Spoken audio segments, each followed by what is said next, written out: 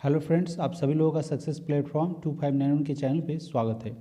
दोस्तों, इस वीडियो में हम प्लेटफॉर्म बिहार एसएससी 10+2 इंटर स्तरीय ये जो प्रैक्टिस सेट है प्लेटफॉर्म रुक्मणी प्रकाशन का, उसके सेट नंबर 5 के अंतर्गत हम लोग यहाँ पे मैथ और रीजनिंग के जितने भी प्रश्न इस सेट नंबर 5 में दिए गए हैं उन तमाम प्रश्नों को साथियों इसमें हम लोग डिस्कस करेंगे, उसको सॉल्व करेंगे इतने बेसिक तरीके से कि जो बिगिनर भी होंगे उन्हें समझ में आसानी से आ जाएगा। इसके अलावा इस सेट नंबर 5 को हम लोगों ने डिस्कस किया था, जिसमें आपको जीके जीएस के प्रश्न साथ ही साथ करंट अफेयर्स के प्रश्न को हम लोगों ने डिस्कस किया था, जिसका वीडियो ऑलरेडी अपलोड किया गया हुआ है। अगर आपने उस वीडियो को अभी तक नहीं देखा है तो जाइए, ज़रूर देखिए और चैनल को सब्सक्राइब करें। साथ ही साथ वीडियो को शेयर करना ना भूलें। इसके अलावा साथियों बात करें तो बिहार एसएससी के जितने भी आपको सेट प्रैक्टिस यहाँ पे कराए जाएंगे वह पूरे के पूरे यानी कि 150 प्रश्न हल किए जाएंगे और बिल्कुल बेसिक तरीके से। जिन भी स्टूडेंट को मैथ और रीजनिंग के प्रश्नों में परेशानी होती है सॉल्व करने में, तो आप बिल्कुल भी यहाँ पे हेजिटेट नहीं करेंगे। आपको कोई भी डाउट होगा आप कमेंट बॉक्स में आप कमेंट कर सकते हैं। और इसके अलावा मुझे यह पूर्ण विश्वास है कि जब यहाँ पे आप वीडियो देखेंगे स्टेप बाय स्टेप करके इतने बेसिक तरीके से और इतने स्लो मोशन में आपको बताया जाएगा, ताकि ऐसा नहीं हुआ कि भाई आपके सर के ऊपर से तुरंत ही निकल गया। आराम से समझाया जाएगा, समझ में आएगा। तो वीडियो को पूरा अंत तक देखेंगे, सेशन को कंप्लीट करेंगे। क्योंकि जब आप सेशन नहीं कंप्लीट करेंगे, आप देखेंगे सिलेबस उठा के, तो आप सिलेबस में देखेंगे कि मैथ के और रीजनिंग के बहुत सारे प्रश्न आपको पूछे जाएंगे। कुल मिला के साथियों लगभग 50+ आपको मैथ और रीजनिंग के प्रश्न आपको एग्जामिनेशन में देखने को मिलेंगे। तो आप किसी भी मैथ और रीजनिंग के प्रश्न को अवॉइड नहीं कर सकते हैं। अगर आप अवॉइड किए तो पहले ही रेस से आप बाहर हो गए, आपको एग्जामिनेशन देने से भी कोई लाभ नहीं होगा। तो मैथ और रीजनिंग के प्रश्न को बिल्कुल अनदेखा नहीं करें, वीडियो को कंप्लीट देखें, सेशन को कंप्लीट देखें। और रही बात कोई भी डाउट की तो आप कमेंट सेशन के माध्यम से हमसे पूछ सकते हैं। चलिए तो सेशन की शुरुआत करते हैं सेट नंबर 5 के मैथ के और रीजनिंग के प्रश्नों के साथ।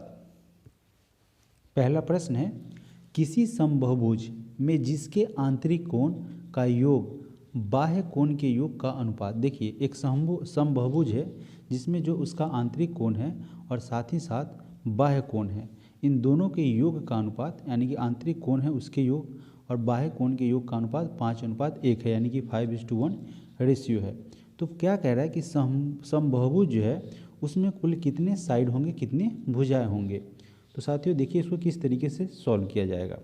अगर हम मान लेते हैं, हमें पता नहीं कितने साइड है, तो मान लेते हैं कि कुल भुजाओं की संख्या जो है, ठीक है, टोटल अगर साइड की बात करें, टोटल साइड आपका ऐसा हम एज्यूम करते हैं, ऐसा मान लेते हैं कि x है, ठीक है। इसको एक फार्मूला पे पुट करते हैं। जैसे फार्मूला होता है, इसका सूत्र होता है n-2 into 180 degree by 360 degree, जो कि आपका किसके बराबर है, 5:1 के बराबर है। तो 180 से 360 यानी कि 180 से 360 दो बार में कट गया, 2 से यह 5 कितना हुआ, 10/cm हो जाएगा। फिर यहाँ पे n-2 बचेगा, n राइट साइड में रह जाएगा, -2 लेफ्ट में आके साइन चेंज कर जाएगा, तो 10 + 2 कितना हो जाएगा आपका, 12 हो जाएगा। तो n बराबर क्या हो गया, 12 हो गया, यानी कि n मानिए या x मानिए, टोटल भुजाओं की संख्या जो है आपका 12 हो जाएगा। यही आपका यह n- यानी कि x-2 अगर बात करें तो n की जगह पर इस x को पुट करना है। तो कुल साइड की संख्या, कुल भुजाओं की संख्या हमारा क्या हो जाएगा, 12। ऑप्शन नंबर सी हमारा यहाँ से सही आंसर हो जाएगा। अगला प्रश्न है, एक दुकानदार प्रत्येक सामान के अंकित मूल्य पर 10% की छूट दे रहा है, जो उसका मार्क प्राइस होगा उस पर 10% का डिस्काउंट दे रहा है। 8% लाभ कमाने के लिए प्रत्येक सामान का अंकित मूल्य क्रय मूल्य से कितना प्रतिशत अधिक होगा। अब प्रश्न में क्या कह रहा है कि जितना भी उसका मार्क प्राइस होगा, ठीक है, उस मार्क प्राइस पे वह 10% की छूट देगा। तो मान लेते हैं साथियों मार्क प्राइस उसका 100 रुपया है और डिस्काउंट 10% दे रहा है, तो 10% डिस्काउंट करके बेच रहा है, तो सेल कर रहा है ना, सेलिंग प्राइस होगा। तो x का 10% छूट देगा तो कितना होगा, 90% होगा, यानी कि 9x/10 इसका सेलिंग प्राइस आ गया। अब क्या कह रहा है, 8% लाभ कमाने के लिए, ठीक है, 8% लाभ कमाने के लिए प्रत्येक सामान का अंकित मूल्य क्रय मूल्य से कितने प्रतिशत अधिक होगा। तो सबसे पहले तो हमें इसका CP निकालना है, ठीक है। और यहाँ पे इस पे बेच रहा है, सेलिंग प्राइस पे बेच रहा है, कितना हो रहा है, 8% का लाभ कमा रहा है। तो कभी भी आप profit and loss cost CP पर निकालते हैं, कॉस्ट प्राइस पे, लेकिन यहाँ पे आपका क्या है, 9x/10 आपका सेलिंग प्राइस है और कितना कर रहा है, 8% लाभ इसको कमाना है। ठीक है, तो यहाँ लाभ हो जाएगा 8% कमा रहा है ना, तो आपका कितना हो जाएगा, सीपी निकालना है, सेलिंग प्राइस आपको पता है 9x/10, तो लाभ 108, 100% अपने आप में 8% लाभ, तो 108 हो जाएगा। फिर अगर आप इसको कैंसिल करेंगे तो 10 से यह 10 बार में कट जाएगा और साथ ही साथ यह 9 से 9 इकाई 9 और 9 दूनी 18 यानी कि 12 बार में कटेगा, 2 से 6 बार में और 2 से 5 बार में। तो यहाँ आपका सीपी साथियों क्या निकल जाएगा, 5x/6, यह आपका सीपी निकल गया। प्रश्न में क्या कह रहा है कि 8% लाभ कमाने के लिए प्रत्येक सामान का अंकित मूल्य क्रय मूल्य से कितना प्रतिशत अधिक है। तो मार्क प्राइस और क्रय मूल्य में डिफरेंस देखते हैं, कितना अधिक है मार्क प्राइस ज़्यादा होगा तभी तो फ़ायदा हो पाएगा ना। तो मार्क प्राइस ज़्यादा होगा किससे, क्रय मूल्य से, यानी कि 5x/6 से। तो 6x माइनस 5x, तो यहाँ पे कितना हो गया, x/6, x/6 ज़्यादा होगा, किससे ज़्यादा होगा, तो कॉस्ट प्राइस से ज़्यादा होगा और कॉस्ट प्राइस हमने अभी निकाला है 5x/6। तो 5x/6 की अगर बात करें तो आप ऐसे भी लिख सकते हैं, ठीक है। तो यह 6 ऊपर चला जाएगा, यानी कि x/6, 6 ऊपर चला गया, 5 यहाँ पे नीचे है, ठीक है, और इंटू 100 हो जाएगा, ठीक है। 6x अगर बात करें तो यहाँ पे क्या है 5x, तो यहाँ पे 5x हो जाएगा और x से x कैंसिल, 6 से 6 कटेगा और 5 से यह 20 बार में कट जाएगा। तो कितना हो जाएगा आंसर हमारा, 20%। ये तो हो गया साथियों काफ़ी लेंदी प्रोसेस, ठीक है। एक आपको आसान सा प्रोसेस बताते हैं, दूसरा प्रोसेस जो एकदम शॉर्ट तरीके से है, बेसिक्स हमने बता दिया। पहला क्या कह रहा है कि अंकित मूल्य पर 10% की छूट देगा, दूसरा कह रहा है कि 8% लाभ कमाएगा। तो किस पे मतलब प्रॉफिट कमाया जाता है, तो कॉस्ट प्राइस पे। तो मान लेते हैं साथियों सीपी कितना रहा होगा 100 और लाभ कमाना है उसको 8%, है ना। प्रॉफिट उसको कितना कमाना है, प्रॉफिट 8%, तो 100 का 8% कमाएगा 8 रुपया, तो सेलिंग प्राइस इसका कितना होगा 108, ठीक है। अब यहाँ पे क्या कह रहा है 10% की छूट देगा, किस पे देगा, सेलिंग प्राइस पे 10% की छूट देगा। तो यहाँ पे सेलिंग प्राइस इसका 108 है ना। 100 अपने आप में कोई, ये 108 100% है, छूट कितना दिया 10% का, तो 100 माइनस 10 बराबर कितना हो गया 90, ठीक है। तो अगर आप इसको कैंसिल करेंगे तो 9 से यह 10 बार में और 9 से यह 12 बार में, ठीक है। 0 से 0 कटा, कितना हो गया 120, 120 साथियों इसका क्या हो गया, 120 इसका मार्क प्राइस हो गया, ठीक है। मार्क प्राइस और कॉस्ट प्राइस में कितना का अंतर है, 20 रुपया का अंतर है। तो 20 रुपया जो है मार्क प्राइस ज़्यादा होगा, किससे, सीपी से, है ना, इंटू 100। तो यह भी क्या हुआ आपका 20% आ गया, यह ज़्यादा इजी होगा। चलिए आगे बढ़ते हैं नेक्स्ट प्रश्न की तरफ। प्रश्न संख्या 78 में क्या कह रहा है, देखिए। 3 क्रमागत बट्टों यानी कि 3 लगातार जो डिस्काउंट है 30%, 20% तथा 5% के समतुल्य बट्टा क्या होगा। अब देखिए मान लेते हैं कि कोई वस्तु साथियों क्या है 100 रुपया, ठीक है, 100 रुपया, या आप 100 कर सकते हैं, आप जैसे जिस तरीके से बना पाए उस तरीके से। तो क्या मान लेते हैं, x मानिए या 100 मान लीजिए, ठीक है। मान लेते हैं 100 है, इसका 30% डिस्काउंट कर दीजिएगा तो कितना बचेगा, 100 माइनस 30 70%, ठीक है। फिर उसके बाद 20% डिस्काउंट करते हैं तो कितना बचेगा 80/100। फिर आप 5% और कर देते हैं तो अपने आप में कोई 100 रहता है तो कितना बच जाएगा 95/100, इतना बचेगा। 100 से 100 इसका कट जाएगा, फिर आप 1 0 से 1 0, 1 0 से 1 0 काट देंगे, है ना। और फिर आपका क्या हो जाएगा 7 × 8 × 95 बाई किया हो जाएगा आपका 100। तो 56 में से 95 से मल्टीप्लाई करेंगे, या 56 × 100 माइनस 5 ऐसे भी आप कर सकते हैं। तो यहाँ पे आपका कितना हो गया 5600 और माइनस आपका क्या हो जाएगा 5 6 30, 50 25 और 3 आपका 28 हो जाएगा, ठीक है। 5 6 30, 5 5 28 और 5 5 25 और 3 ऐड करेंगे तो क्या हो जाएगा 28। इसमें से उसको माइनस करेंगे, 0 में से 8 गया 2 हो जाएगा, और यहाँ पे 5 में से 2 गया 3 हो गया, और यहाँ पे 53 20 हो गया। अब नीचे तो आपका 10 बचा हुआ है, यानी कि 100 बचा हुआ है, तो 2 के बाद पॉइंट आ जाएगा 53.20, जिसको हम लोग 100 में से घटाएंगे। ठीक है, तो 53.20 को आप 100 में से आप माइनस करेंगे तो आपका 10 में से 3 गया 7 और 9 में से 5 गया क्या आ जाएगा 47। ठीक है, यानी कि यहाँ पे आ जाएगा 0, यहाँ 53.20 है ना, तो 0 में से 0 गया, यहाँ 0 हो गया। इसके लिए यहाँ 0 में से 2 नहीं जाएगा, कैरी लेंगे, 10 में से 2 गया, यहाँ पे 8 हो जाएगा। ठीक है, इसके बाद 9 में से 3 चला जाएगा, आपका 6 हो जाएगा, और 9 में से 4 जाएगा, 9 में से 5 जाएगा तो 4 हो जाएगा, तो आपका हो जाएगा 46.80, जो कि आपका ऑप्शन नंबर सी में दिया हुआ है। ऑप्शन नंबर सी हमारा यहाँ से करेक्ट आंसर हो जाएगा। नेक्स्ट क्वेश्चन में क्या कह रहा है, अगला प्रश्न में कह रहा है कि एक फल विक्रेता 1 रुपये के 10 की दर से नींबू बेचने पर 40% लाभ कमाता है, यानी कि 1 रुपया में कितना देगा 10 नींबू देगा, है ना, और उस पर वह 40% लाभ कमाता है, तो वह 1 रुपये में कितने नींबू खरीदता है।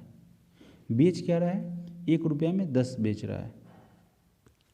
यहाँ आपका सेलिंग प्राइस बता रहा है कि 1 रुपया में साथियों अगर 1 रुपया वो लेता है तो 10 नींबू देता है, तो यह आपका सेलिंग प्राइस है, और इस पर यह कितना अर्जित कर रहा है 40% लाभ कमा रहा है। तो पूछ रहा है कि 1 रुपया में वो कितने नींबू को खरीदता है, यानी कि उसका कॉस्ट प्राइस क्या है। तो 1/10 लाभ कितना कमाता है 40 कमाता है। ठीक है, तो सेलिंग प्राइस है इसलिए काम नीचे होगा। ठीक है, तो यहाँ पे क्या हो जाएगा, अपने आप में 100% था, प्रॉफिट 40% कमा रहा है, तो 140 यहाँ पे हो जाएगा। ठीक है, कोई भी डिजिट आपका कितना रहता है, अपने आप में 100% रहता है। ठीक है, यहाँ पे 40 नहीं होगा, यहाँ 140 हो जाएगा। 10 से ये कितना बार में कटेगा 10 बार में, और 0 से 0 कट जाएगा, यानी कि 1 रुपया में वह 14 नींबू खरीदता है, जो कि आपका ऑप्शन नंबर ए में दिया हुआ है। अगला प्रश्न है प्रश्न संख्या 80। 4 to the power 61 plus 4 to the power 62 plus 4 to the power 63 plus 4 to the power 64। पूछा जा रहा है कि निम्नलिखित में से यह किस अभाज्य संख्या से विभक्त होगा, जो कि यहाँ पे ऑप्शन में दे रहा है। पूछ रहा है कि इसमें से कौन सी अभाज्य संख्या से यह डिविजिबल हो जाएगा। अब देखिए 4 टू द पावर 61 यहाँ से हम कॉमन ले लेते हैं, तो इस जगह पे क्या बच जाएगा 1 बच जाएगा, प्लस यहाँ पे 4 टू द पावर 61 यहाँ पे कॉमन लेंगे तो 4 टू द पावर 1 बच जाएगा, यानी कि 4 बच जाएगा। फिर यहाँ पे 4 टू द पावर 61 ले लिए तो 4 टू द पावर क्या बच जाएगा, चूँकि यहाँ पे 63 है 63, तो 2 बच जाएगा, यानी कि 16 बच जाएगा। फिर इसके अलावा यहाँ पे 4 टू द पावर 61 ले लेंगे तो कितना बच जाएगा 61 के बाद 62 63 64, यानी कि 4 का पावर 3 बच जाएगा, जो कि आपका क्या हो जाएगा 4 चौका 16 और 16 चौका 64 हो जाएगा, है ना, 64 हो जाएगा। अब 4 टू द पावर 61, ठीक है, और यहाँ पे क्या हो जाएगा 64 6 70 10 80 4 84 और 1 85, यानी टोटल 85 हो जाएगा। अब देखिए 85 की अगर बात करेंगे तो यह 13 से नहीं कटेगा, 11 से नहीं कटेगा, 3 से नहीं कटेगा, तो ये सब तो होगा ही नहीं। 17 से 5 बार में कट जाएगा, तो हमारा आंसर क्या हो जाएगा ऑप्शन नंबर डी। साथियों अगर यह सेशन, यह सॉल्यूशन और यह सब आपको डिस्क्राइब करने का तरीका, सॉल्व करने का तरीका समझ में आ रहा है, बेहतर कंसेप्ट लग रहा है, तो ज़रूर लाइक करेंगे और साथ ही साथ शेयर भी करेंगे, और इसके अलावा चैनल को सब्सक्राइब भी करेंगे। और साथियों नोटिफिकेशन आपको समय समय पर आए इसके लिए बेल आइकन को भी ज़रूर प्रेस करें और वहाँ पे ऑल नोटिफिकेशन को ऑन कर लें। आगे बढ़ते हैं प्रश्न संख्या 81। यह प्रश्न जो है साथियों बहुत ही आसान प्रश्न है, बिल्कुल फॉर्मूला बेस्ड प्रश्न है, जो कि अगर आप समझ जाएंगे तो यूँ ही बनेगा, नहीं समझिएगा थोड़ा सा लेट लगेगा, बिल्कुल ही फॉर्मूला पे आधारित है। अब देखिए यह कैसे सॉल्व होता है। अब यहाँ पे क्या है आपका 2.3 है, ठीक है, समझाने के लिए तो बताना पड़ेगा 2.3 है, उसका क्यू है, तो यह आपका ए हो गया। फिर यहाँ पे 0.027 है, ठीक है, इतना तो सही है। और एक इसको हटाते हैं, पॉइंट हटाने के बाद 3 डिजिट राइट साइड में है, तो 3 डिजिट यहाँ लिखते हैं और आपको समझाते हैं। यह किसका क्यूब है, यह आपका किसका क्यूब है 3 का क्यूब, और यह आपका 10 का क्यूब है, तो 3/10 है इसका क्यूब है, यानी कि साथियों कितना है 0.3 का क्यूब है, ऐसा आप कह सकते हैं, ठीक है। 0.3 का क्यूब है। यहाँ से आपको इतना समझ में आ गया होगा। अब देखिए फिर से मैं इसको लिखता हूँ। 0.3 तक आपका क्लियर हो गया तो मैं इसे फिर से लिखता हूँ। यहाँ पे क्या कह रहा है 2.3 का क्यूब और यहाँ पे क्या लिख रहा है 0.3 का क्यूब। ओके, तो ए क्यू माइनस बी क्यू के फॉर्म पे है और नीचे में क्या है ए स्क्वायर यानी कि 2.3 ए स्क्वायर प्लस ए बी। ए आपका 2.3 है और बी आपका क्या हो जाएगा 0.3 है। ठीक है, A B plus B square यानी कि 0.3 का स्क्वायर करेगा तो कितना हो जाएगा 0.3 का जब स्क्वायर करेगा तो आपका 0.09 होगा। ठीक है, तो यहाँ पे तो क्लियर हो गया। अब देखिए इसको अगर मल्टीप्लाई करेंगे तो 3 3 जा क्या हो जाएगा 9, 3 2 जा 6 और पॉइंट के बाद आपका कितना है 2 पॉइंट है, 2 जीरो के बाद 2 डिजिट के बाद यहाँ पे पॉइंट आएगा यानी कि यही फॉर्म ऊपर भी लिखा गया है। यह बेहतर कंसेप्ट के लिए मुझे बार बार समझाना पड़ रहा है, ये फार्मूला बेस्ड क्वेश्चन है। अब इसको फार्मूला पर यहाँ पे क्या करेंगे कैंसिल करेंगे। किस तरीके से A Q minus B Q का फॉर्मूला होता है A minus B into A square plus B square plus A B, यह फार्मूला हो गया। और नीचे भी तो यही फार्मूला दे रखा है A square plus B square plus A B. तो यहाँ इससे A square plus B square plus A B से यह कैंसिल हो जाएगा, सिर्फ बच जाएगा आपका ए माइनस बी, जो कि आप ए के जगह पर क्या रखे हुए हैं 2.3 यहाँ पे लिखा हुआ है और बी के जगह पर आपका क्या है 0.3। तो 3 से 3 जाएगा 0 आ जाएगा और यहाँ पे क्या आ जाएगा 2.0, जो कि आपका ऑप्शन नंबर डी में दिया हुआ है। तो हमारा ऑप्शन नंबर डी यहाँ से करेक्ट हो जाएगा। बेहतर है तो थम्स अप करें, लाइक करें। आगे बढ़ते हैं, प्रश्न संख्या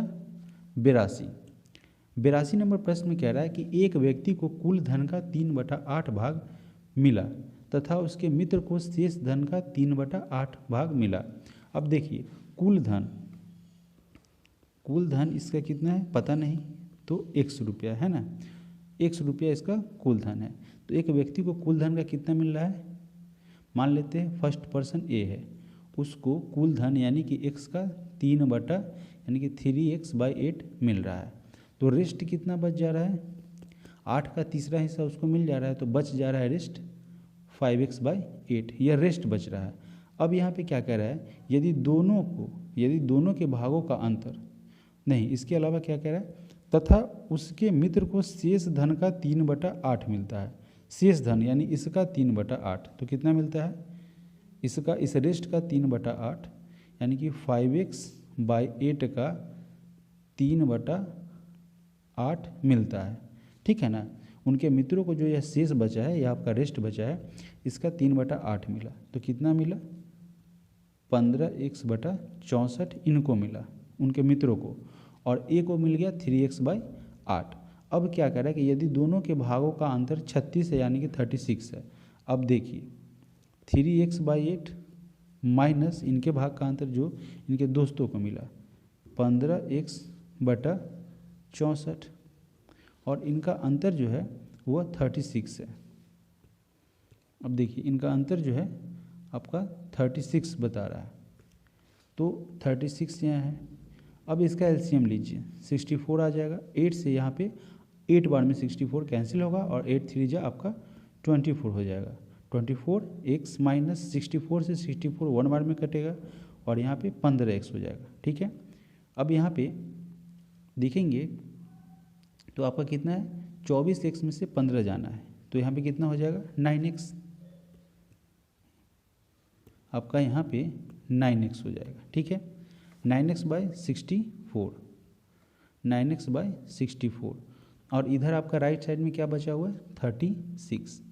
तो जब बीच में इक्वल का साइन हो तो क्या करेगा ऊपर से ऊपर कट जाता है, तो यह 4 बार में कैंसिल हो जाएगा। तो x बराबर क्या हो जाएगा 64 × 4 यानी कि 4 चौका 16, 4 छक 24 और 1 25 यानी कि 256। प्रश्न में आपसे क्या कह रहा था, प्रश्न में कह रहा है तो कुल धन कितना था यानी कि x का वैल्यू निकालना था।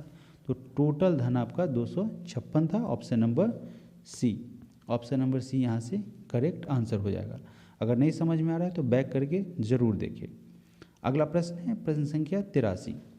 वह मूलधन क्या है जिसका दूसरे वर्ष का चक्रवृद्धि ब्याज 10% वार्षिक दर से 132 रुपये हो जाता है। यूँ तो सर इतना इजी तरीके से बनेगा, लेकिन आपको समझ में आए इसके लिए फिर इसको लॉन्ग प्रोसेस में ही बताते हैं।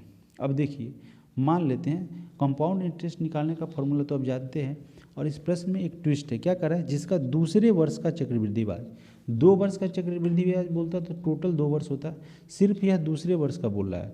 दूसरे वर्ष का जो चक्रवृद्धि ब्याज है वह 10% वार्षिक दर से 132 है। ठीक है, 2 वर्ष में दोनों आता है, दूसरे वर्ष में सिर्फ दूसरे वर्ष की बात कर रहा है। ये 132 रुपया जो है सिर्फ दूसरे वर्ष का है ब्याज। अब देखिए, इसको निकालने के लिए हम क्या करेंगे, वही फार्मूला पुट करेंगे। क्या, P × 1 + R/100, ठीक है, पावर 2 माइनस P × 1 + R/100, ठीक है। इसमें से दूसरे वर्ष का निकालना है आपका, है ना, तो हम इसको माइनस कर देंगे। यहाँ पे क्या हो जाएगा, दूसरे वर्ष का 132 हो जाएगा। अब P यहीं पे रहेगा 1, R के जगह पर आपका 10 है तो 10/100, पावर आपका 2 साल, पहले पूरे 2 साल का निकालेंगे, उसमें से पहला साल को हटा देंगे तो आपका दूसरा साल बच जाएगा, इसीलिए ऐसा लिख रहे हैं। फिर आपका यहाँ पे आ जाएगा P 1 + 10 यहाँ पे 100, और जो कि 132 के बराबर होगा, इक्वल होगा। तो 10 से 10 कितना बार में कटेगा, 10 बार में कटेगा, और यहाँ भी 10 बार में कटेगा। तो P बराबर क्या हो जाएगा, 10 × 10, इसलिए चूँकि यहाँ पे स्क्वायर है, और ऊपर 11 × 11 हो जाएगा। फिर यहाँ पे कितना हो जाएगा, 11 P या P × 11 और 10, जो कि यहाँ पे क्या हो जाएगा, 132 के बराबर हो जाएगा। अब इसको सॉल्व कीजिए। अगर इसे सॉल्व करते हैं तो 11 का स्क्वायर करेंगे तो 121 P आएगा, और नीचे 100 आएगा। फिर यहाँ पे क्या आ जाएगा, 10 और 11 P, जो कि 132 के इक्वल होगा। अब 100 यहाँ पे है, एलसीएम लेंगे तो 121 P हो जाएगा।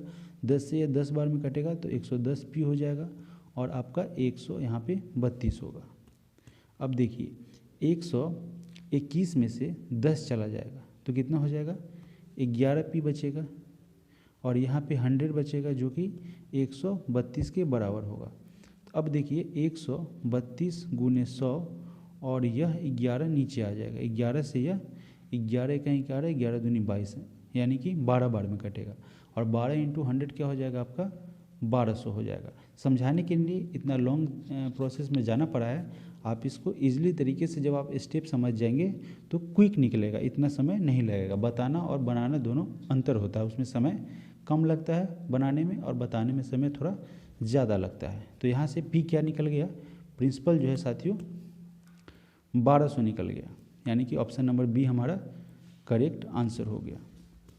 अगला प्रश्न है प्रश्न संख्या 84 नंबर प्रश्न को देखिए। यह भी साथियों बिल्कुल ही फॉर्मूला बेस्ड प्रश्न है। अब देखिए, a + b का होल स्क्वायर क्या होता है, आप जानते होंगे, a² + b² + 2ab, ठीक है, यह पता चल गया। फिर यहाँ पे क्या हो जाएगा, a - b का होल स्क्वायर, बीच में माइनस है, तो इसका फॉर्मूला क्या होता है, इसका फॉर्मूला होगा a² + b² - 2ab। ओके, यहाँ तो क्लियर है। अब देखिए, इसको सॉल्व करते हैं, a² + b² + 2ab, और यह माइनस सारे साइन को क्या करेगा, चेंज कर देगा। तो minus plus minus a², minus plus minus b² और माइनस माइनस प्लस 2ab, ठीक है। तो a² प्लस में, a² माइनस में, b² प्लस में, b² माइनस में, 2ab प्लस में और 2ab भी प्लस में, तो कितना हो जाएगा 4ab। और नीचे अगर आप देखेंगे, गौर करेंगे तो यहाँ भी ab है, ठीक है, ab है, तो ab से ab कट जाएगा, क्या हो जाएगा 4 हो जाएगा आंसर, जो कि आपका ऑप्शन नंबर डी में दिया हुआ है 4। आगे बढ़ते हैं प्रश्न संख्या 85। ए तथा बी एक कार्य को क्रमशः 45 और 40 दिन में पूरा करते हैं, यानी कि ए कितना दिन में कर रहा है 40 दिन में, और बी आपका नहीं, ए आपका 45 दिन में कर रहा है, ठीक है, ए आपका 45 दिन में कर रहा है और बी उस काम को 40 दिन में कर रहा है। तो हमें क्या करना है, टोटल काम निकालना है। तो टोटल काम कितने हो जाएंगे, इसका एलसीएम लेंगे, टोटल वर्क आपका 360 निकल जाएगा। तो इफ़िशियंसी चेक करना है कि ए का इफ़िशियंसी कितना है, तो 45 से 360 को डिवाइड करेंगे तो ए जो है आपको 8, ए का एफिशिएंसी है एक दिन में 8 का, और इससे 40 से इसको काटेंगे तो ये इस बी का एफिशिएंसी निकल जाएगा 9। ठीक है, तो ए क्या करेगा, ए की क्षमता हो जाएगी 8 और बी की क्षमता 9 हो जाएगी।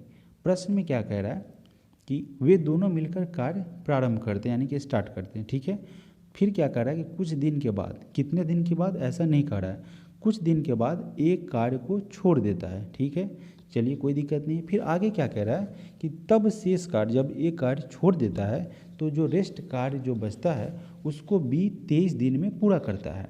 बी जब ए चला जाता है तो बी 23 दिन काम करके फिनिश करता है। तो बी की साथियों इफ़िशियंसी कितनी है, बी की इफ़िशियंसी की अगर बात करें तो आपने रखा है कि यहाँ पे बी की इफ़िशियंसी 9 है, और 9 की इफ़िशियंसी से वह कितना दिन काम करेगा, 30 दिन करेगा। यानी कि 9 तिया 27, 9 दूना 18 और 2 20, तो वह कितना काम करेगा, 207 काम। कब, जब ये काम छोड़ के चला गया है। तो 360 टोटल काम है और 207 काम सिर्फ बी करेगा अकेला, जब ये काम छोड़ के चला जाएगा। तो 10 में से 7 चला जाएगा तो 3 हो जाएगा, और यहाँ पे 5 होगा, और फिर साथियों 3 में से 2 चला जाएगा तो 1 होगा। अब प्रश्न में क्या कह रहा है कि ए ने कितने दिन बाद काम छोड़ा, यानी कि ए बी कितने दिन तक साथ में काम किया, ऐसा भी कह सकते हैं। तो अब शुरू में 153 काम जो है वो एक साथ किया, बी का एफिशिएंसी 9 और ए की एफिशिएंसी 8 के साथ, यानी कि दोनों मिलकर काम किया। तो 9 और 8 कितना हो गया, 17। तो 17 की एफिशिएंसी से काम हुआ, 153 काम हुआ। तो 17 से 153 9 बार में कटेगा, तो उन्होंने साथियों 9 दिन तक साथ में कार्य किया। ऑप्शन नंबर सी यहाँ से हमारा क्या हो जाएगा, करेक्ट आंसर हो जाएगा, और आपको बेहतर यहाँ से समझ में आ रहा होगा। प्रश्न संख्या 86, एक दुकानदार छपे मूल्य पर 8% बट्टा देकर पुस्तक बेचता है, यानी कि 8% डिस्काउंट देता है और 15% मुनाफा कमाता है। तो पुस्तक के क्रय मूल्य तथा छपे मूल्य में क्या अनुपात है। अब देखिए, मान लेते हैं उसका क्रय मूल्य क्या रहा होगा, 100 रुपया रहा होगा। ठीक है, और 8% बट्टा देता है, डिस्काउंट देता है, और 15% मुनाफा कमाता है। तो प्रॉफिट वह कितना कमा रहा है, 15%। तो कॉस्ट प्राइस 100 है, 15% प्रॉफिट का मतलब 15 रुपया। तो सेलिंग प्राइस उसका कितना होगा, 115 रुपया। प्रश्न में क्या कह रहा है, पुस्तक के क्रय मूल्य तथा छपे मूल्य में। ठीक है, छपे मूल्य की अगर बात करें तो यहाँ पे मार्क प्राइस हमें पहले निकालना होगा। तो कमा कितना रहा है, सेलिंग प्राइस 115 में कर रहा है, कब, 8% का डिस्काउंट देने के बाद। ठीक है, 115 रुपये में सेल कर रहा है, 8% का डिस्काउंट दे रहा है, यानी कि अपने आप में कोई 100% होता है, 8% डिस्काउंट दे देगा तो कितना हो जाएगा, 92, यानी कि 100 - 8। अब यहाँ से इसको काटिए, 23 से यह 4 बार में कटेगा और 23 से 5 बार में कटेगा, 23 × 5 = 115, और 4 से 25 बार में, तो 25 × 5 = 125। तो 125 इसका क्या हो जाएगा, मार्क प्राइस हो जाएगा, यानी कि अंकित मूल्य होगा। तो प्रश्न में क्या कह रहा है कि पुस्तक के क्रय मूल्य तथा छपे मूल्य में क्या अनुपात है। तो क्रय मूल्य साथियों यहाँ पे क्रय मूल्य 100 है, और छपा हुआ मूल्य इसका, यानी कि मार्क प्राइस अंकित मूल्य 125 हो गया। तो काटिए, इसको कैंसिल कीजिए, 25 से 4 बार में और 25 से 5 बार में, तो 4:5 इसका क्या हो जाएगा, क्रय मूल्य और मार्क प्राइस, यानी कि छपे हुए मूल्य का यह रेशियो हो जाएगा। ऑप्शन ए हमारा यहाँ से क्या होगा, सही आंसर हो जाएगा। अगर आपको यह समझ में आ रहा है तो ज़रूर आप थम्स अप करेंगे।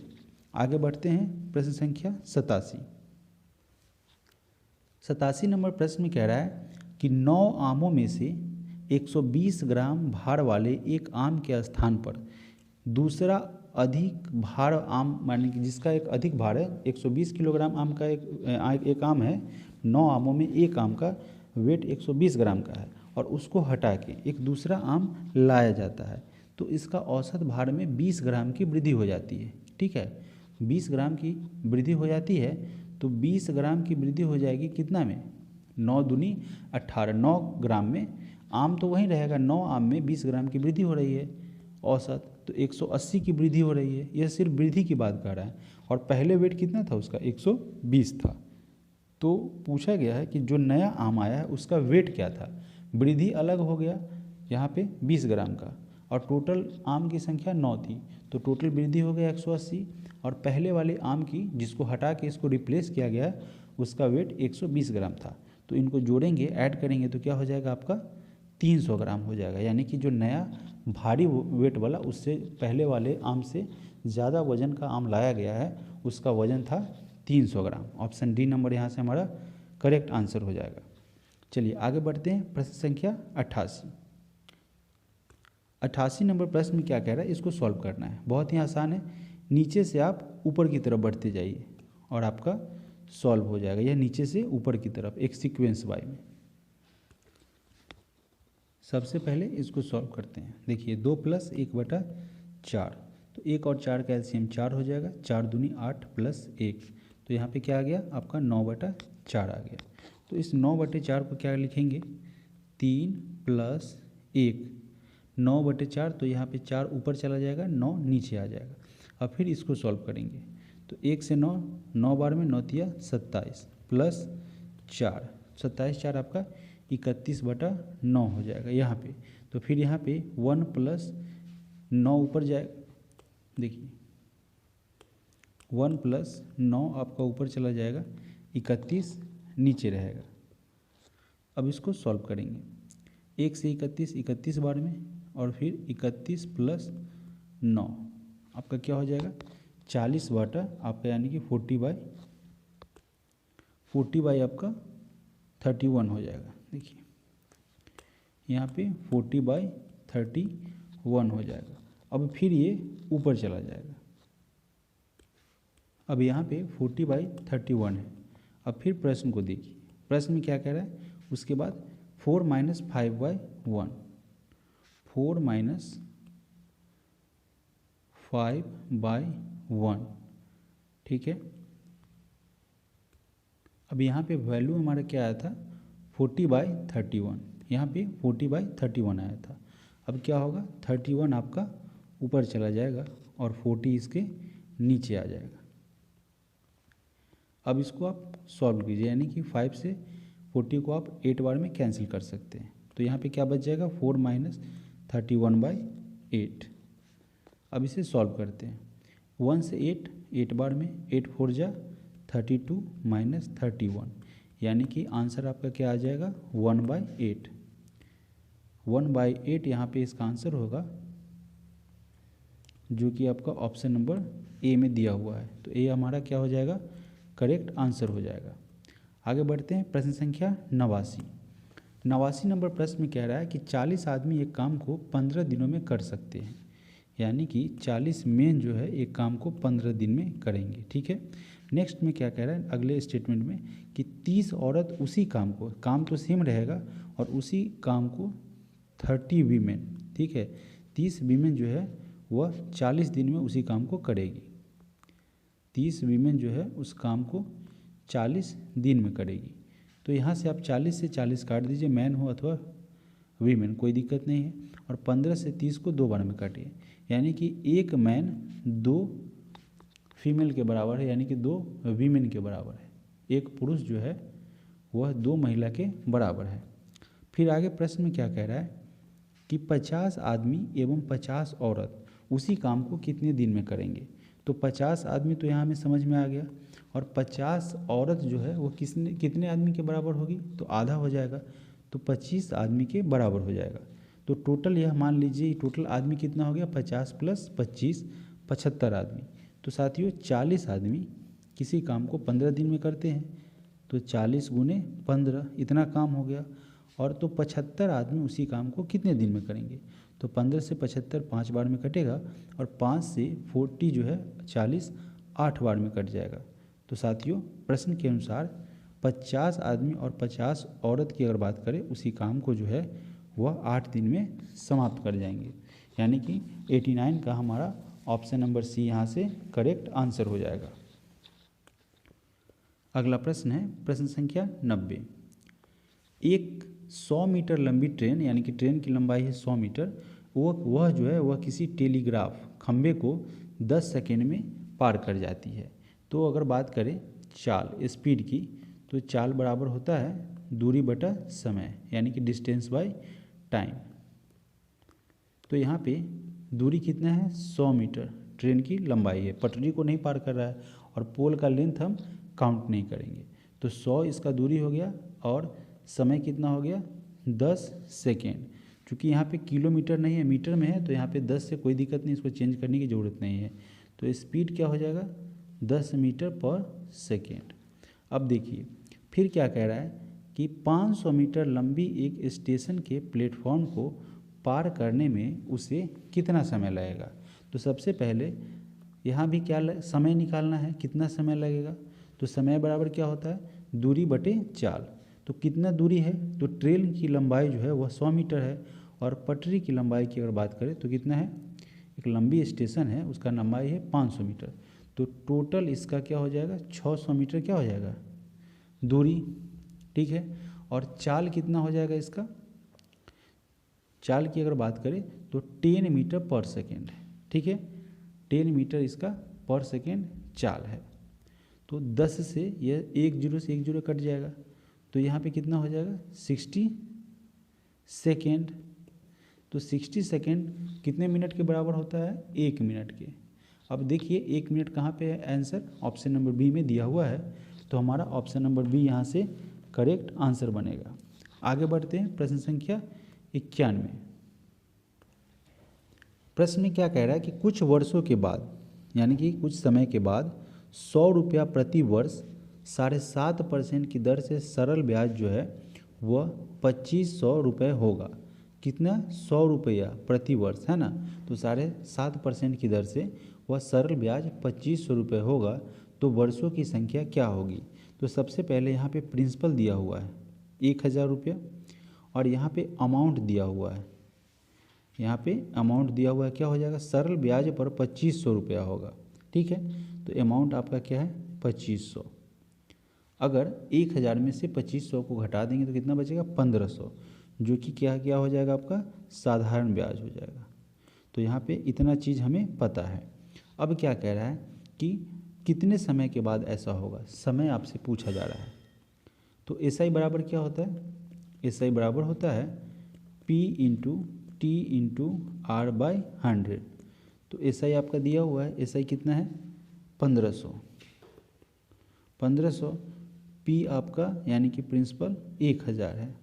टाइम की अगर बात करें जो हमें निकालना है, और रेट की अगर बात करें, रेट यहाँ पे 7.5% यानी कि 2 सत्ते 14 15/2, 15/2 इसका रेट ऑफ इंटरेस्ट है।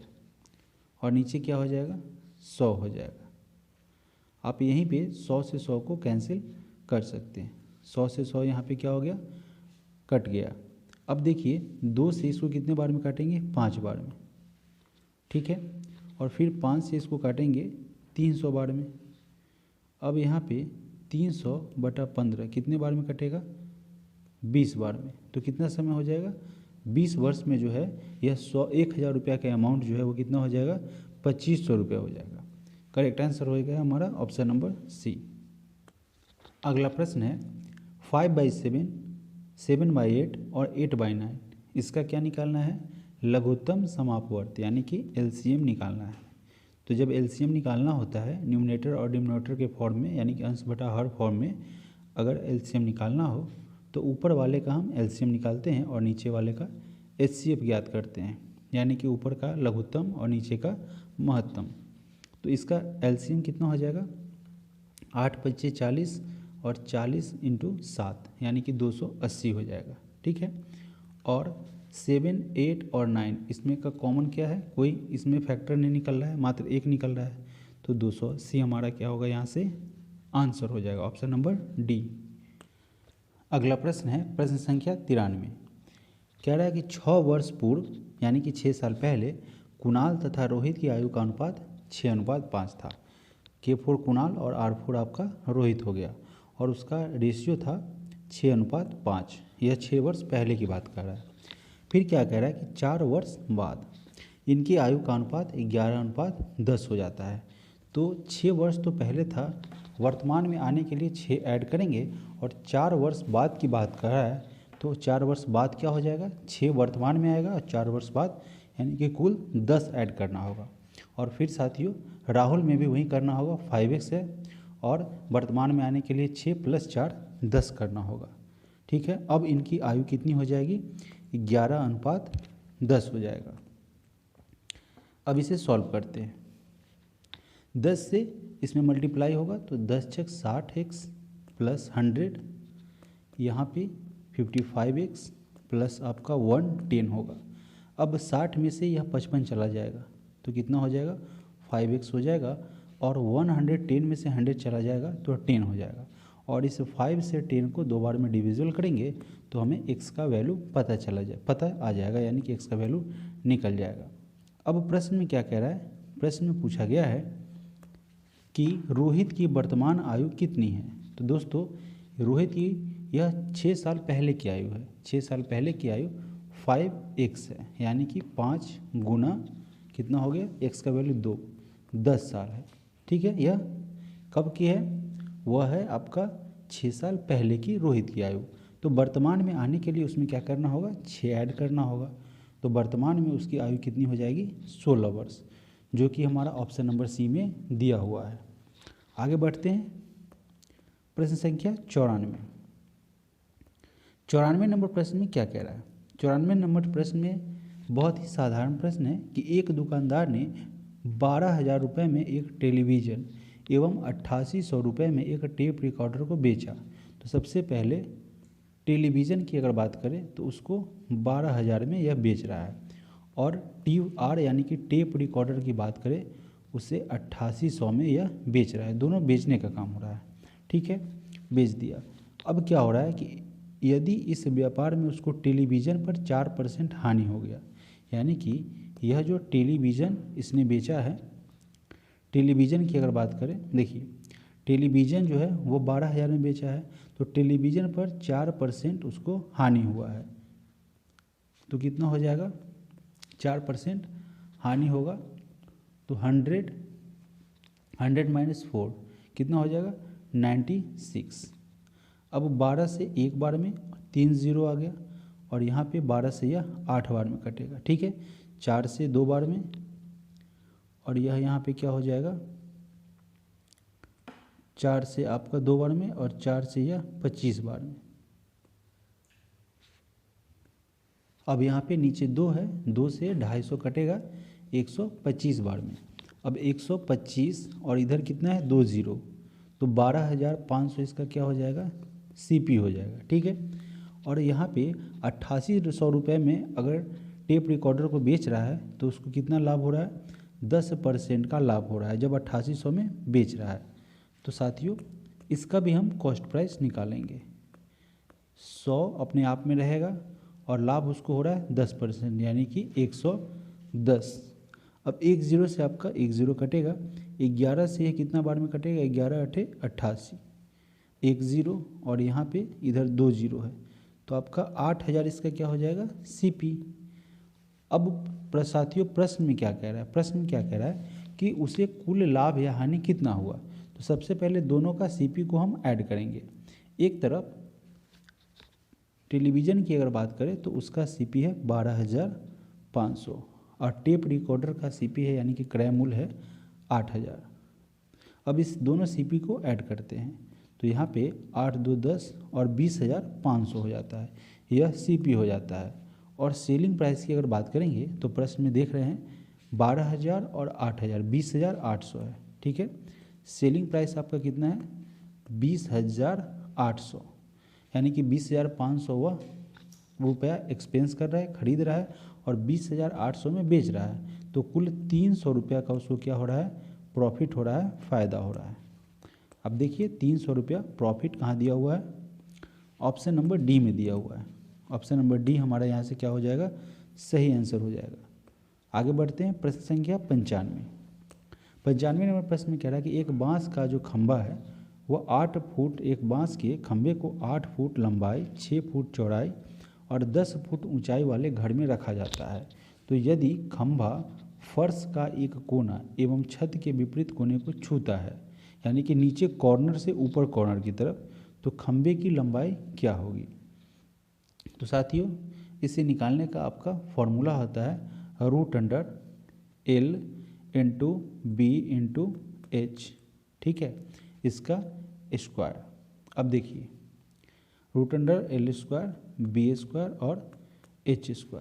अगर 8 का स्क्वायर करते हैं तो 64 आता है, प्लस 6 का स्क्वायर करेंगे 36 आएगा, और साथ ही साथ 10 का स्क्वायर करेंगे तो आपका 100 आ जाएगा। अब इसको ऐड करते हैं, ऐड करने के बाद क्या आ रहा है 36 और 4 आपका 40 हो जाएगा, 40 और 6 आपका 100 हो जाएगा, 100 और 100 √200। आप ऐसा भी लिख सकते हैं इसे 100 × 2 यानी कि 10√2, चूँकि 10 का स्क्वायर अगर करेंगे तो 100 होगा, उस स्क्वायर से रूट कैंसिल हो जाएगा और इस पे रूट रह जाएगा, तो 10√2 क्या हो जाएगा, उस बांस की लंबाई होगी। ऑप्शन नंबर डी यहाँ से हमारा करेक्ट आंसर बनेगा। अगला प्रश्न है प्रश्न नंबर 96 नंबर प्रश्न में कह रहा है कि राम, हरि और एवं साधु, राम, हरि और साधु जो है वह एक पार्टनर है, साझेदार है, और उनके द्वारा निवेशित धन जो है वह क्रमशः 800, 900 एवं 1000 रुपया है। देखिए राम, हरि और आपका साधु है, यह 800 रुपया इन्वेस्ट करता है राम के द्वारा, हरि के द्वारा 900 रुपया इन्वेस्ट किया जाता है, और साधु के द्वारा जो है वो 1000 रुपया इन्वेस्ट किया जाता है। तो इसका सबसे पहले इन्वेस्ट का रेशियो निकालते हैं। 2 जीरो से यह कैंसिल हो जाएगा, 2 जीरो से यह कैंसिल होगा, और 2 जीरो से यह कैंसिल हो जाएगा। तो आर, एच और एस यानी कि राम, हरि एवं साधु के बीच जो रेशियो बनेगा वो रेशियो बनेगा 8:9:10 का। अब प्रश्न में कह रहा है कि यदि 1 साल के बाद उनके द्वारा उपार्जित लाभ यानी कि प्रॉफिट 1080 रुपया होता है, तो हरि का लाभांश यानी कि लाभ का हिस्सा कितना हो जाएगा। तो 1080 रुपये को कि इसके जो इन्वेस्ट है उस रेशियो में हम बांट देंगे, डिवाइड कर देंगे। तो प्रश्न में किसका निकालना है, हरि का निकालना है। हरि का 9 रेशियो होगा, कितना में कुल है, तो 10, 9, 19, 19 और 20 और 1 27, यानी कि 8, 9 और 10 को ऐड करेंगे तो कितना हो जाएगा 27 हो जाएगा। 9 से 27 3 बार में कटेगा, फिर 3 से 3 3 जा 9, 3 6 जा 18 और एक 0 आ जाएगा। 3 6 जा 18 के बाद यहाँ पे एक 0 है, आ जाएगा तो कितना हो जाएगा 360 रुपया। यह 360 रुपया है जो कि 1080 में हरि का हिस्सा हुआ। आगे बढ़ते हैं प्रश्न संख्या 97 नंबर प्रश्न में पूछा गया है, यहाँ पे प्रदत्त चिन्ह, यहाँ पे चिन्ह दिया हुआ है त्रिभुज ABC और DEF, उसमें त्रिभुज का क्षेत्रफल जो है वह क्रमशः यानी कि ABC का क्षेत्रफल 64 वर्ग किलोमीटर है और DEF का क्षेत्रफल 48 वर्ग किलोमीटर है, और इन दोनों त्रिभुजों की ऊंचाई जो है h है।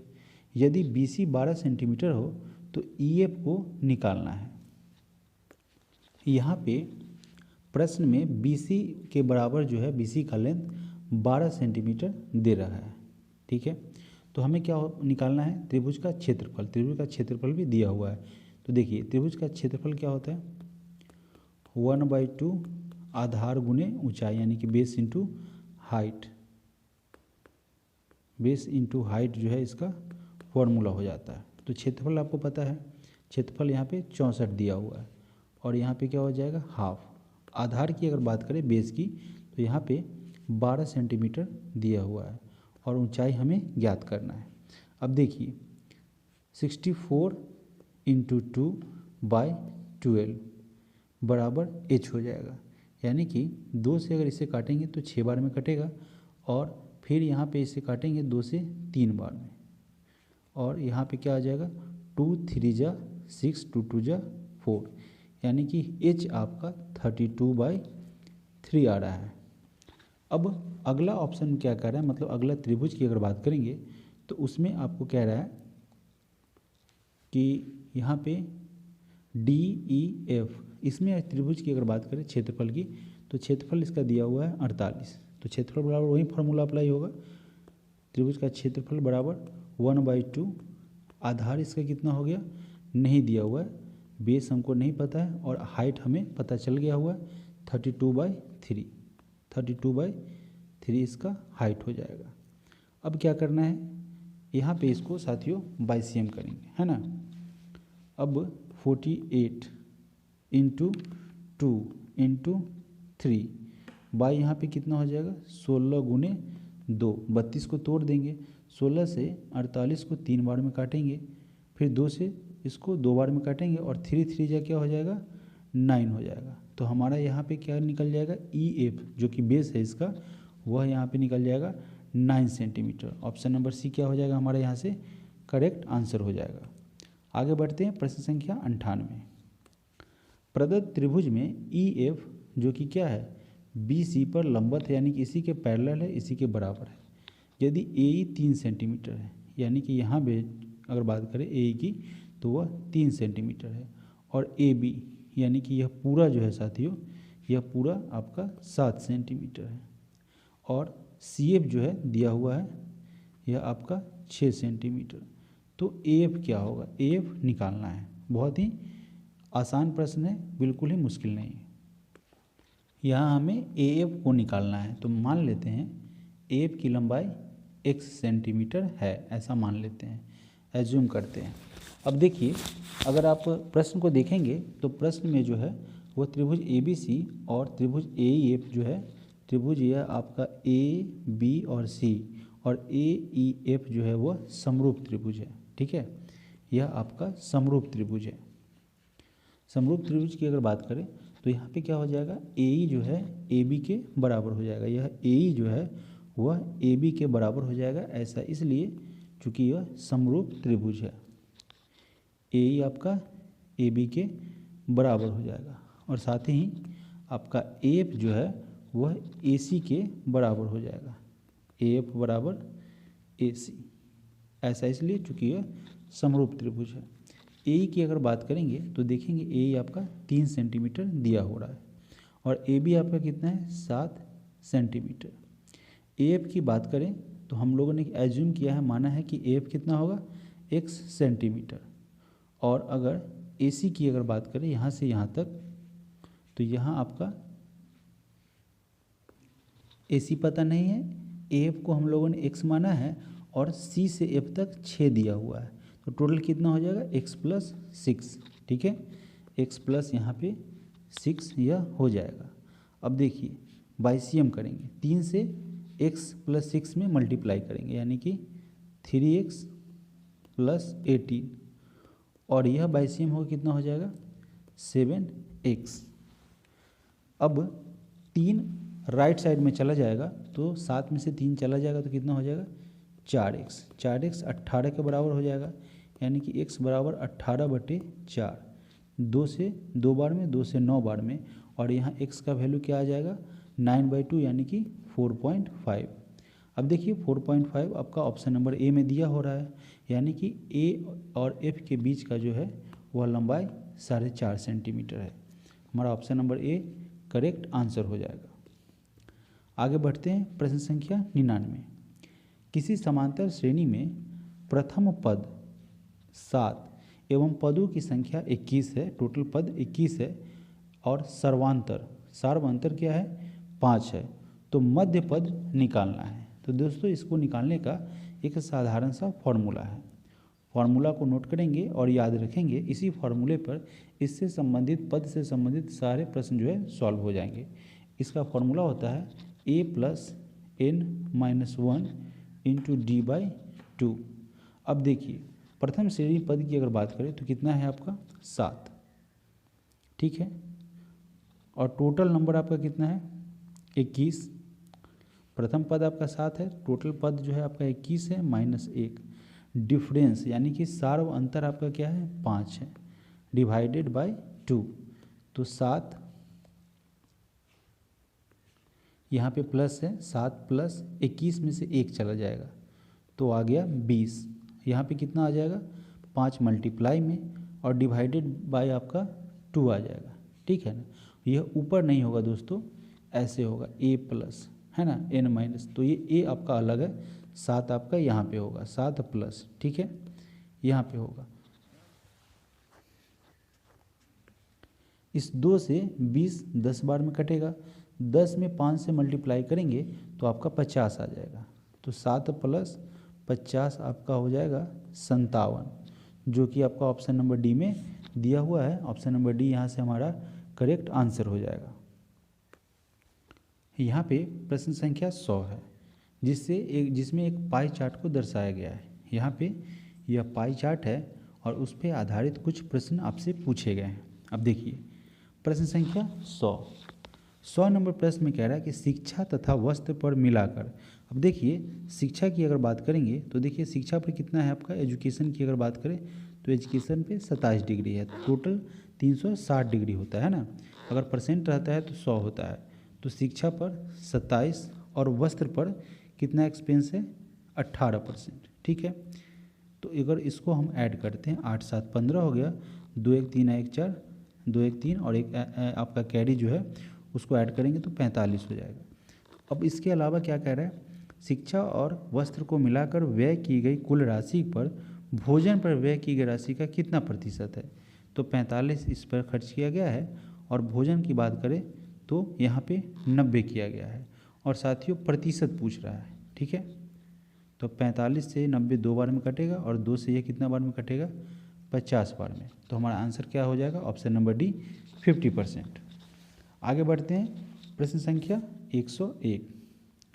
101 नंबर प्रश्न में क्या कह रहा है, 101 नंबर प्रश्न बहुत ही साधारण प्रश्न है। अब देखिए यहाँ पे लिखा हुआ है टिम्बर। ठीक है, टिम्बर को UKPFX और J लिखा जाता है। टी के बाद क्या होता है, U यानी कि एक ऐड किया, I के बाद JK 2 ऐड किया, M के बाद NOP 3 ऐड किया। इस तरीके से ऐड करते जा रहा है। तो टी का क्या होगा, टी के बाद U, R के बाद 2 ऐड करना है तो S छोड़ के T, फिर आपके बाद A के बाद क्या करना है, 2 छोड़ देना है तो BCD। तो UTD कहाँ पे है, एकमात्र ऑप्शन नंबर सी में है। तो यहीं से हमें आंसर मिल जाएगा और आगे चेक करने की भी ज़रूरत नहीं है। आगे देखते हैं प्रश्न संख्या 102। 102 नंबर प्रश्न में कह रहा है, देखिए बल्ब का क्या काम होता है, बल्ब हम लगाते हैं तो प्रकाश देता है। तो फ्रिज हमें क्या देता है, ठंडक देता है, शीतल पेय पदार्थ देता है। तो ऑप्शन नंबर ए हमारा यहाँ से सही हो जाएगा। प्रश्न संख्या 103। अब देखिए इसमें क्या है, यू भी एक साथ है, डब्ल्यू हटा दिया, फिर क्या कर दिया XY, फिर यहाँ पे क्या है KL, M हट गया NO। उसी तरीके से RS, फिर T हटा के U भी। अब देखिए इसी क्रम में कौन सा है, HI, J हटा के KL होना चाहिए। तो यह आपका फॉलो नहीं करता है। I के बाद J एक छोड़ देना है, फिर क्या होगा KL। तो ऑप्शन बी हमारा क्या होगा, यहाँ से सही हो जाएगा। आगे बढ़ते हैं प्रश्न संख्या 104। 25 41 और 36 52। अब इसके बीच का हमें क्या करना है, डिफरेंस निकालते हैं। 36 52 और 25 41 में क्या रिलेशन है उसे चेक करना पड़ेगा। 2 में से 1 चला जाएगा तो 1, 5 में से 4 गया 1, 6 में से 5 गया 1 और 3 में से 2 गया 1, यानी कि 1111 क्या हुआ है, इसमें ऐड हो गया है। तो उसी तरीके से 9832 में हम 1111 यानी कि 1111 को ऐड करेंगे तो यहाँ पे कितना हो जाएगा, 10,943, जो कि आपका ऑप्शन नंबर डी में दिया हुआ है। अगला प्रश्न है प्रश्न संख्या 105। अब इसमें क्या कह रहा है, इसमें क्या कह रहा है कि एक तरफ देखिए साथियों, नीचे वाला आपका क्या है, यहाँ आपका वक्र रेखा है, ठीक है, और ऊपर वाला रेखा आपका सरल रेखा है। तो अब अगले वाले में क्या हो गया, ये साइड वाला जो है आपका सरल हो गया, ऊपर वाला वक्र रेखा हो गया। अब इसकी अगर बात करेंगे तो इसमें क्या हो गया, दोनों वक्र रेखा हो गया। तो इस वाले में क्या हो जाएगा, दोनों सरल रेखा हो जाएगा। और ऐसा जो है एकमात्र आपका ऑप्शन नंबर सी में दिया हुआ है। तो ऑप्शन सी नंबर यहाँ से हमारा क्या हो जाएगा, आंसर हो जाएगा। प्रश्न संख्या 106। रोशन हार्दिक से लंबा है। अब देखिए प्रश्न को हम लोग बड़े के माने लंबा करें या बड़ा करें। रोशन जो है, रोशन जो है आपका हार्दिक से लंबा है, यानी कि H फॉर हार्दिक। रोशन हार्दिक से लंबा है, ठीक है, और हार्दिक सुशील से छोटा है। यहाँ हार्दिक है, हार्दिक जो है सुशील से छोटा है। तो सुशील हार्दिक से बड़ा हो जाएगा। ठीक है, हार्दिक सुशील से छोटा है। नीजा हैरी से लंबी है। नीजा की अगर बात करें तो नीजा जो है वह आपकी हैरी से लंबी है। ठीक है, नीजा हैरी से लंबी है किंतु हार्दिक से छोटी है। तो हार्दिक यहाँ पे बड़ा है, हार्दिक यहाँ पे आपका बड़ा है। उसके बाद क्या कह रहा है, सुशील रोशन से छोटा है। सुशील जो है वह आपका क्या है, रोशन से छोटा है। अब इस वाले इक्वेशन को देखिए, सुशील क्या हो रहा है, बड़ा हो रहा है हार्दिक से, तो हार्दिक से बड़ा सुशील यहाँ पे हो गया, तो यह वाला ऑप्शन यहाँ से कट गया। और प्रश्न में क्या कह रहा है, सुशील रोशन से छोटा है, तो यहाँ पे रोशन कहाँ पे है और सुशील यहाँ पे, तो रोशन आपका बड़ा हो जाएगा, सुशील छोटा है ना, सुशील रोशन से छोटा है, तो रोशन आपका यहाँ पे आ जाएगा। अब देखिए प्रश्न में क्या कह रहा है कि सबसे लंबा कौन है, तो सबसे लंबा यहाँ रोशन हो जाएगा, ऑप्शन नंबर ए। आगे बढ़ते हैं, प्रश्न संख्या 107। 107 नंबर प्रश्न में कह रहा है कि यदि अनिल सुनील से कम तेज दौड़ता है, तो इसको भी बड़ा ही मान के बनाते हैं। ठीक है, सॉल्व करते हैं। यदि अनिल जो है वह सुनील से कम तेज दौड़ता है, यानी कि सुनील ज़्यादा तेज दौड़ता है अनिल के बनस्पत यानी कि अनिल से। अब क्या कर रहा है, और सुनील सूरज जितना ही तेज़ दौड़ता है, तो सुनील जो है वह सूरज के बराबर ही तेज़ दौड़ता है। ठीक है, किंतु उससे अधिक तेज़ नहीं दौड़ता है। किससे, इसी से, सुनील से, उसी के बराबर दौड़ता है, अधिक नहीं दौड़ता है। तो सूरज दौड़ता है, सूरज क्या दौड़ता है, सूरज अनिल से तो अधिक तेज़ दौड़ेगा ना, ऑप्शन डी नंबर हमारा यहाँ से सही आंसर हो जाएगा। आगे बढ़ते हैं। इस प्रश्न को जब आप देखेंगे तो इसमें देखेंगे तो 5 और 11 के बीच में 6 का डिफरेंस है, फिर 11 और 17 के बीच में 6 का डिफरेंस है, और 17 से 23 के बीच में 6 का डिफरेंस है। लेकिन यही 6 का क्रम जो है 31 तक नहीं चलेगा, तो यहाँ पे यह जो है आपका सीक्वेंस गलत हो जाएगा। 31 और 23 के बीच में साथियों 11 में से 3 गया 8, यानी कि 8 का डिफरेंस है। तो यहाँ पे यह फॉर्मूला यानी कि यह ट्रिक जो है, यह सीक्वेंस लास्ट तक नहीं चला है, तो यह सीक्वेंस यहाँ पे गलत हो जाएगा।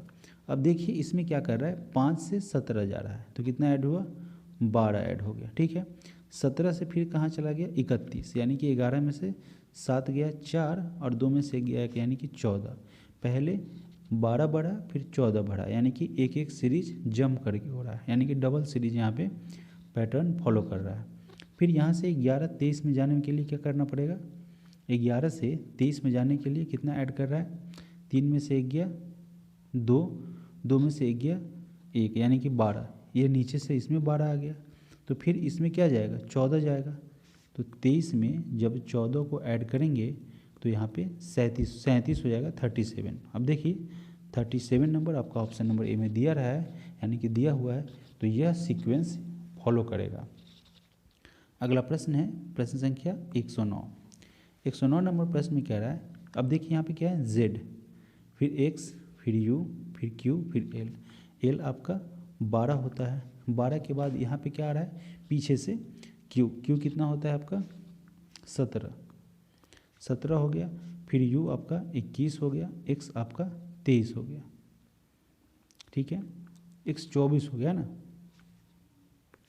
X आपका 24 हो गया और Z आपका 26 हो गया। तो 12 इसमें कितना हो रहा है, 5 17, 17 4 21, 4 हो गया। इसमें कितना हो गया, 21 में 3 जुड़ा तभी तो 23 हुआ।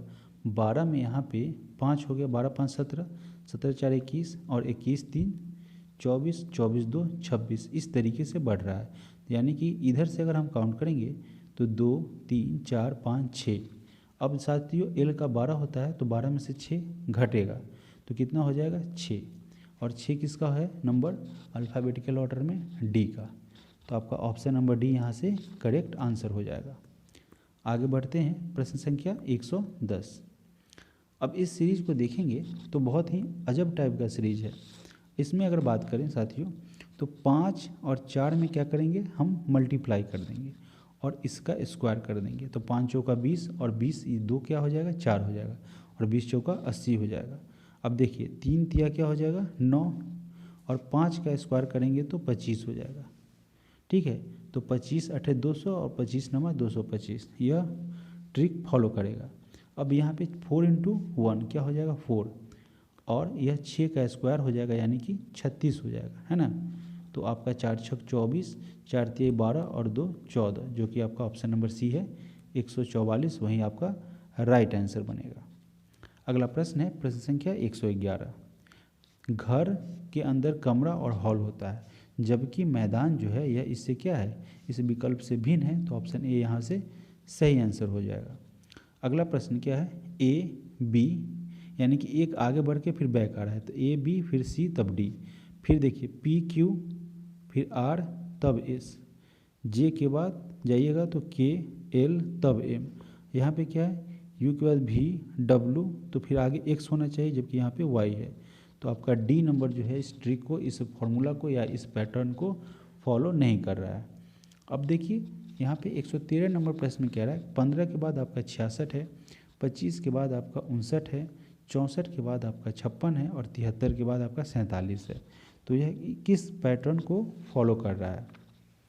अब देखिए एक को अगर आप पलट दें, ठीक है, एक को अगर आप पलट देंगे तो कितना हो जाएगा, इसको ऐड करिए। सबसे पहले देखिए एक को अगर पलट देंगे तो यहाँ पे हो जाएगा 51, ठीक है 51 हो जाएगा, और प्लस इस 5 और 1 को ऐड करना है तो क्या हो जाएगा 6, 51 और 6 आपका 57 हो जाएगा।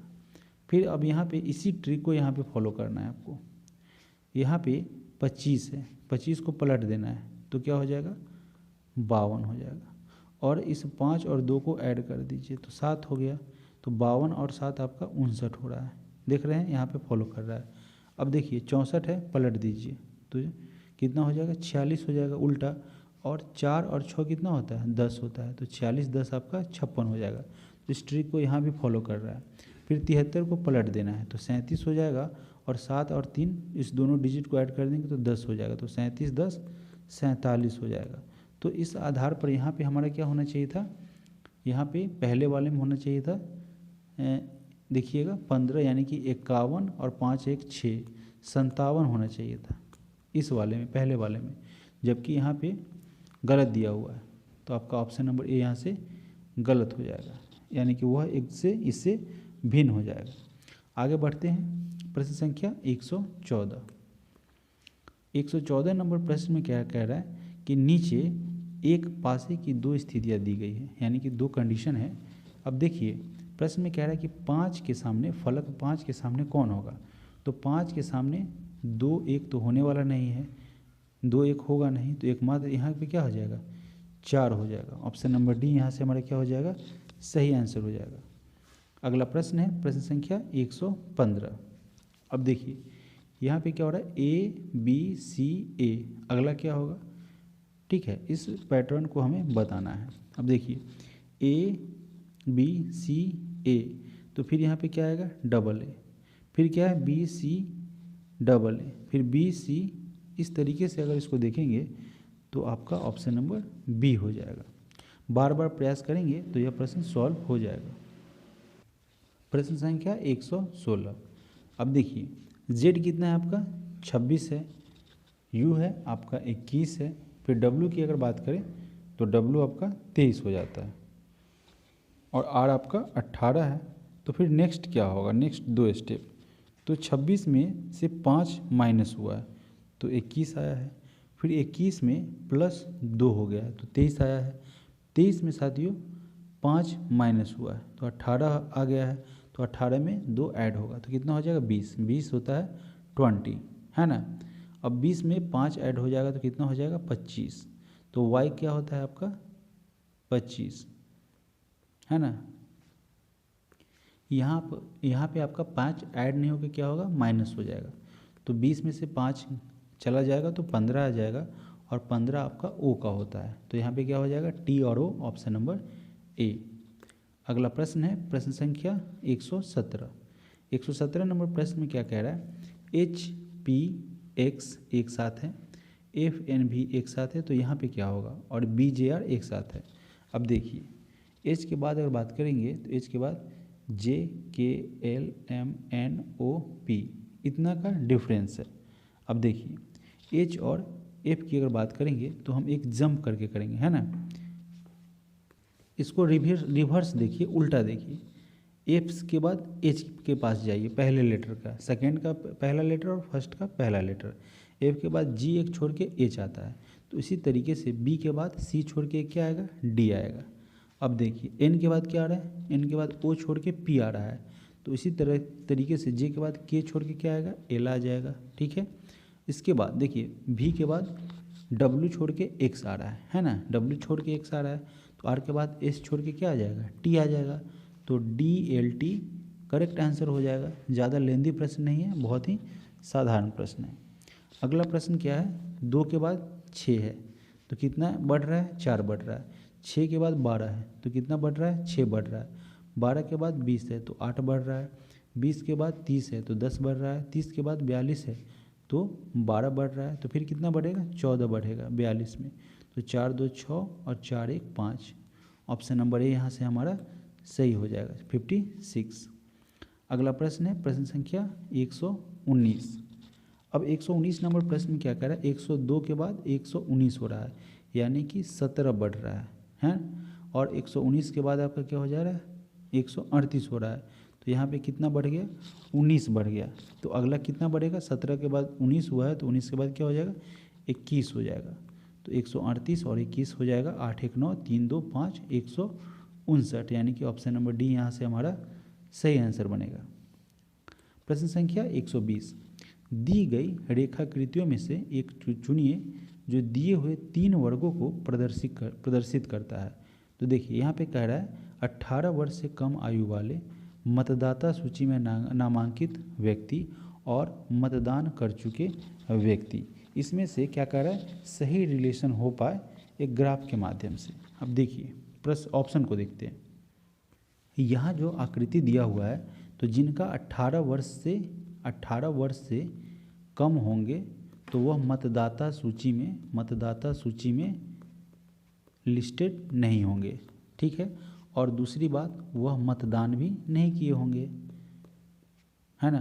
तो यहाँ पे ऑप्शन ए जो कि 18 वर्ष से कम है एक साइड है, और मतदाता सूची में होंगे वह मतदान किए होंगे, दोनों एक साथ हैं, जो कि आपका ऑप्शन नंबर ए आपका फिगर जो है वह सही रूप से यह चित्र उसको संदर्भित कर रहा है, उसको डिस्क्राइब कर रहा है।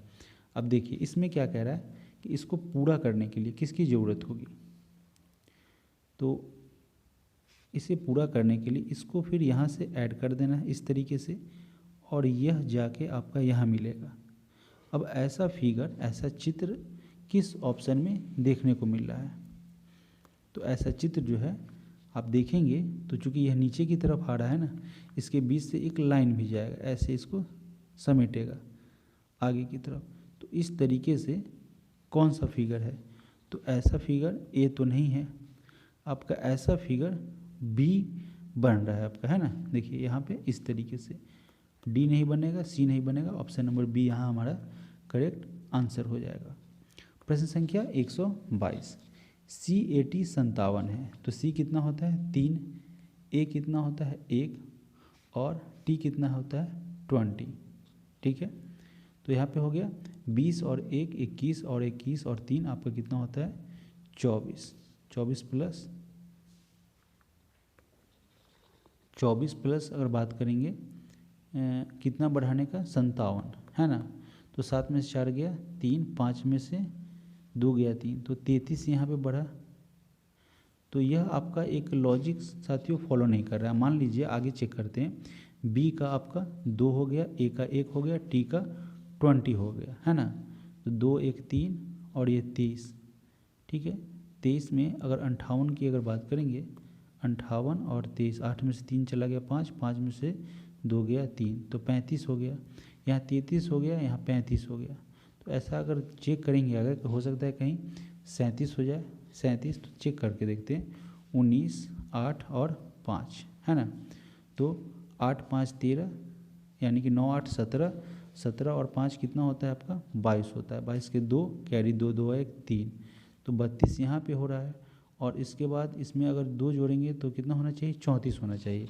तो इसके हिसाब से आपका ऑप्शन नंबर अगर 134 होना चाहिए, सॉरी 34 होना चाहिए 34, तो इसके हिसाब से ऑप्शन सी होना चाहिए। अब चूंकि इसको जोड़े हैं तो यहाँ पे 32 आया है, इस वाले में 33 ऐड किए, इसमें 35 ऐड किए, तो यहाँ पे 37 होना चाहिए। तो 32 में 37 ऐड करेंगे तो यहाँ ऑप्शन इसमें बड़ा हो जाएगा। तो यह सीक्वेंस जो है और यह ट्रिक जो है यह यहाँ पे काम नहीं कर रहा है। तो क्या होगा इसका, तो देखिए सी कितना नंबर पर होता है, अल्फ़ाबेटिकल ऑर्डर में तीसरे पोजीशन पे होता है, तो उसका रिवर्स करेंगे तो 27 में से 3 चला जाएगा, कितना हो जाएगा 24, ठीक है। और ए आपका पहले नंबर पर होता है तो 27 में से 1 चला जाएगा तो 26 हो जाएगा। और टी की अगर बात करें तो टी आपका 20वें नंबर पर होता है, तो 27 में से 20 चला जाएगा, 27 में से 20 चला जाएगा तो 7 हो जाएगा। अब इसको ऐड कीजिए, 6 4 10, 7 17 के साथ कैरी 1, 2 1 3 और 2 5, तो 57 आ गया। तो यह बेस जो है, यह फॉर्मूला जो है वो आपका काम कर रहा है। तो उसी तरीके से SHE को हम यहाँ पे सॉल्व करेंगे।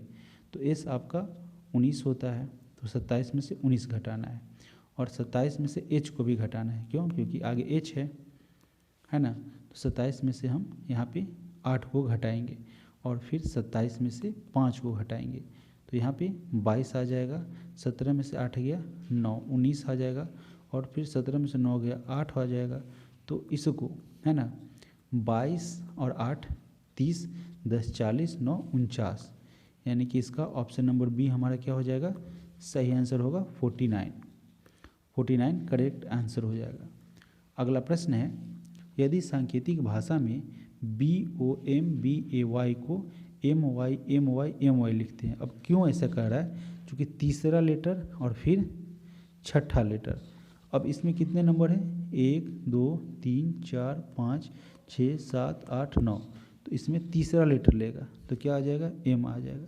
छठा लेटर क्या लेगा, चौथा पांचवा छठा N ले लेगा। तीसरा लेटर आपका N हो गया।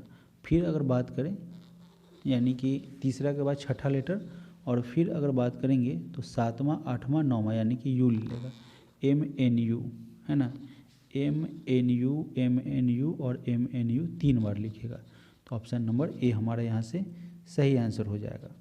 अगला प्रश्न है कि किसी सांकेतिक भाषा में 24 68 5 को 33 77 और 6 लिखा जाता है, ठीक है। तो उसी कोड भाषा में 35 791 को हम क्या लिखेंगे। अब देखिए, अगर इसको हम सॉल्व करने का प्रयास करते हैं तो क्या होता है,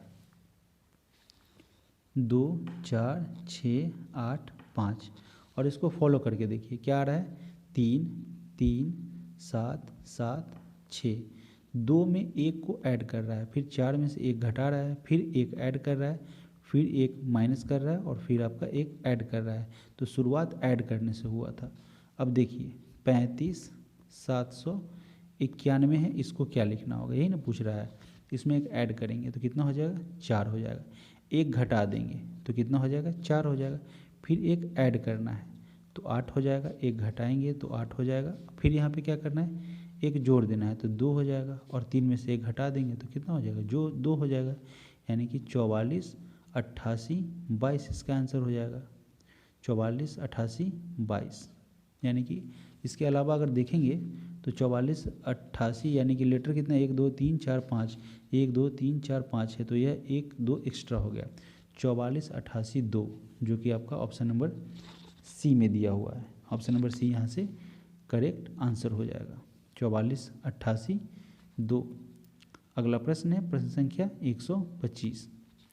125 नंबर प्रश्न में क्या कह रहा है कि देखिए 6 9 11 13, ठीक, 6 3 9 9 2 11 11 2 13, 13 3 16, 16 2 18, 18 2 20, 9 3 12, 12 2 14, 14 2 16। तो आपका क्या बन गया, ऑप्शन नंबर डी यहाँ से करेक्ट आंसर बन गया, ठीक है। समझिए यहाँ पे पहले बारे में 3 जोड़ रहा है, फिर आपका 2 ऐड कर रहा है, तो फिर आपका 11 में 13 में कितना ऐड कर रहा है, 2 ऐड कर रहा है। उसी तरीके से 13 में 3 जोड़ दिया तो 16, 16 में 2 जोड़ा तो 18, और 18 में 2 ऐड किया तो 20। उसी तरीके से 9 में 3 जोड़ा 12, 12 में 14, फिर 14 2 16। अगला प्रश्न है प्रश्न संख्या 126। 126 नंबर में अगर बात करें तो क्या कह रहा है, 12 18 30, ठीक है ना। अगर देखिए 6 गुने 3 18, 8 गुने 4 32 है ना। अगर इस तरीके से अगर हम लोग देखेंगे तो यहाँ पे क्या है 3 से यहाँ पे 4 से है ना, तो यहाँ पे 5 से होना चाहिए। तो 18 में 5 से डिवाइड करेंगे तो आंसर तो आएगा नहीं। हालांकि इस फॉर्म को यह अप्लाई नहीं कर रहा है, ठीक है, इस फॉर्म को अप्लाई यह नहीं कर रहा है। देखिए होता क्या है कि ऊपर जो 3 संख्या दी हुई है वह नीचे की संख्या की गुणज है, यानी कि 6 से 12 को भी काट सकते हैं, 18 को भी काट सकते हैं, 30 को भी काट सकते हैं। उसी तरीके से अगर बात करें तो 8 से 16 32 40 डिविजुअल हो जाएगा। अब देखिए इस 36 को 36 18 और 27 को किसको काटेंगे, किससे काट पाएंगे, तो 8 से आपका 36 नहीं कटेगा, तो ऑप्शन ए गलत। 9 से कट जाएगा, 9 चौका 36, 9 दूनी 18 और 9 तिया 27, तो आपका बी नंबर ऑप्शन यहाँ से क्या हो जाएगा, सही हो जाएगा। यानी कि नीचे वाला जो है ना वो ऊपर वाले को बराबर बराबर काट पा रहा है, यानी कि डिवाइड कर पा रहा है। आगे बढ़ते हैं, प्रश्न संख्या 127। 127 नंबर प्रश्न में क्या कह रहा है कि बाइसियम कीजिए तिरछा, 7 पचे 35 और 6 चौका 24, 5 में से 4 गया 1, 3 में से 2 गया 1, ठीक है। अब इसमें इससे करिए, 8 में 3 से, 8 3 24, 6 दूनी 12, तो 24 में से 12 गया 12 आ गया।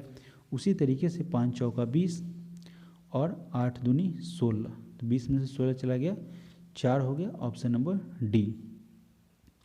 प्रश्न संख्या 128, दिए गए वैकल्पिक शब्दों में से उस शब्द को ज्ञात करें जो दिए गए अक्षरों के दिए हुए जो शब्द है उसके अक्षर से नहीं बनाया जा सकता है।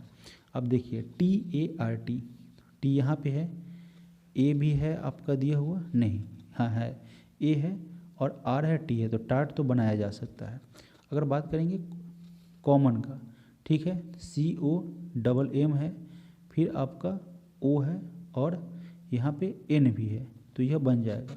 कॉस्मोस की अगर बात करेंगे तो CO है, एस यहाँ पे कहीं भी नहीं दिया हुआ है, तो कॉस्मोस नहीं बनेगा और आपका ऑप्शन नंबर सी यहाँ से करेक्ट आंसर हो जाएगा। बढ़ते हैं अगले प्रश्न की तरफ। राजीव दक्षिण दिशा की ओर चल रहा है, तो सबसे पहले डायरेक्शन को यहाँ पे ड्रॉ करते हैं, नॉर्थ साउथ वेस्ट और ईस्ट। अब क्या कह रहा है कि राजीव दक्षिण दिशा की ओर चल रहा है, दक्षिण आपका इधर है, तो दक्षिण दिशा की ओर चल रहा है। वह 2 बार बाईं मुड़ा, तो यहाँ चल रहा है 2 बार बाईं मुड़ा, एक बार इधर फिर एक बार बाईं मुड़ गया है ना, और फिर यहाँ से दाएं मुड़ता है। देखिए राजीव दक्षिण दिशा की तरफ जाएगा तो इधर जाएगा, दक्षिण दिशा की ओर चल रहा है, वह 2 बार बाईं मुड़ा, एक बार बाईं मुड़ेगा तो इधर जाएगा, फिर एक बार बाईं मुड़ेगा तो इधर जाएगा, बाईं ओर मुड़ता है और फिर वह दाईं ओर मुड़ता है। अब उसका मुख किस दिशा में है, तो पूरब की दिशा में हो जाएगा। आपका ऑप्शन नंबर सी यहाँ से करेक्ट आंसर हो जाएगा। अगला प्रश्न है प्रश्न संख्या 130। कमला दक्षिण पूर्व की ओर 7 मीटर जाती है।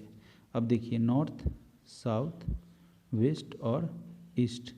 अब यहाँ पे क्या कह रहा है, दक्षिण पूर्व, पूर्व यहाँ है दक्षिण यहाँ है, तो इस ऐसे जाएगी, दक्षिण पूर्व की ओर 7 मीटर यह जा रही है ना, मीटर जा रही है। फिर वह पश्चिम की ओर 14 मीटर चलती है, तो पश्चिम आपका इस दिशा में हो जाएगा, तो यहाँ से यह 14 मीटर चलती है। यहाँ से वह उत्तर पश्चिम की ओर, यानी कि नॉर्थ इधर पश्चिम उधर, यानी उत्तर पश्चिम की ओर 7 मीटर चलती है, ठीक है, 7 मीटर चलती है। अंत में वह 4 मीटर पूरब की ओर चलती है, 4 मीटर पूरब चलेगी, यानी कि इस दिशा में 4 मीटर चलेगी, ठीक है, 4 मीटर पूर्व की ओर जाती है। अब वह अपने चलने के प्रारंभिक स्थान से कितनी दूर है, तो 7 मीटर तो इधर का है, तो यह भी आपका ऊपर का कितना हो जाएगा, टोटल 14 में 4 चल चुकी है, रेस्ट आपका 10 मीटर बचा हुआ है, जो कि आपका ऑप्शन नंबर ए यहाँ से करेक्ट आंसर हो जाएगा। अगला प्रश्न है साथियों, डायरेक्शन से ही यह भी प्रश्न है, प्रश्न संख्या 131। प्रश्न संख्या 131। राकेश 20 मीटर पूरब की ओर चलकर 10 मीटर दक्षिण की ओर चलता है।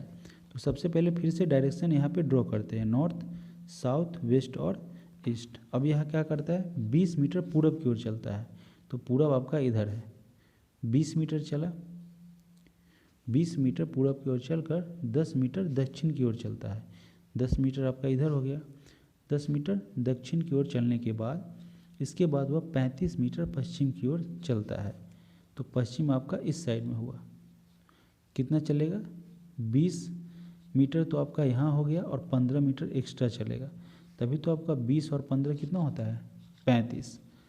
तो उसके बाद क्या हुआ है कि वह 5 मीटर उत्तर की ओर चलता है। इस 35 मीटर चलने के बाद वह 5 मीटर आपका उत्तर की ओर चलता है, ठीक है 5 मीटर।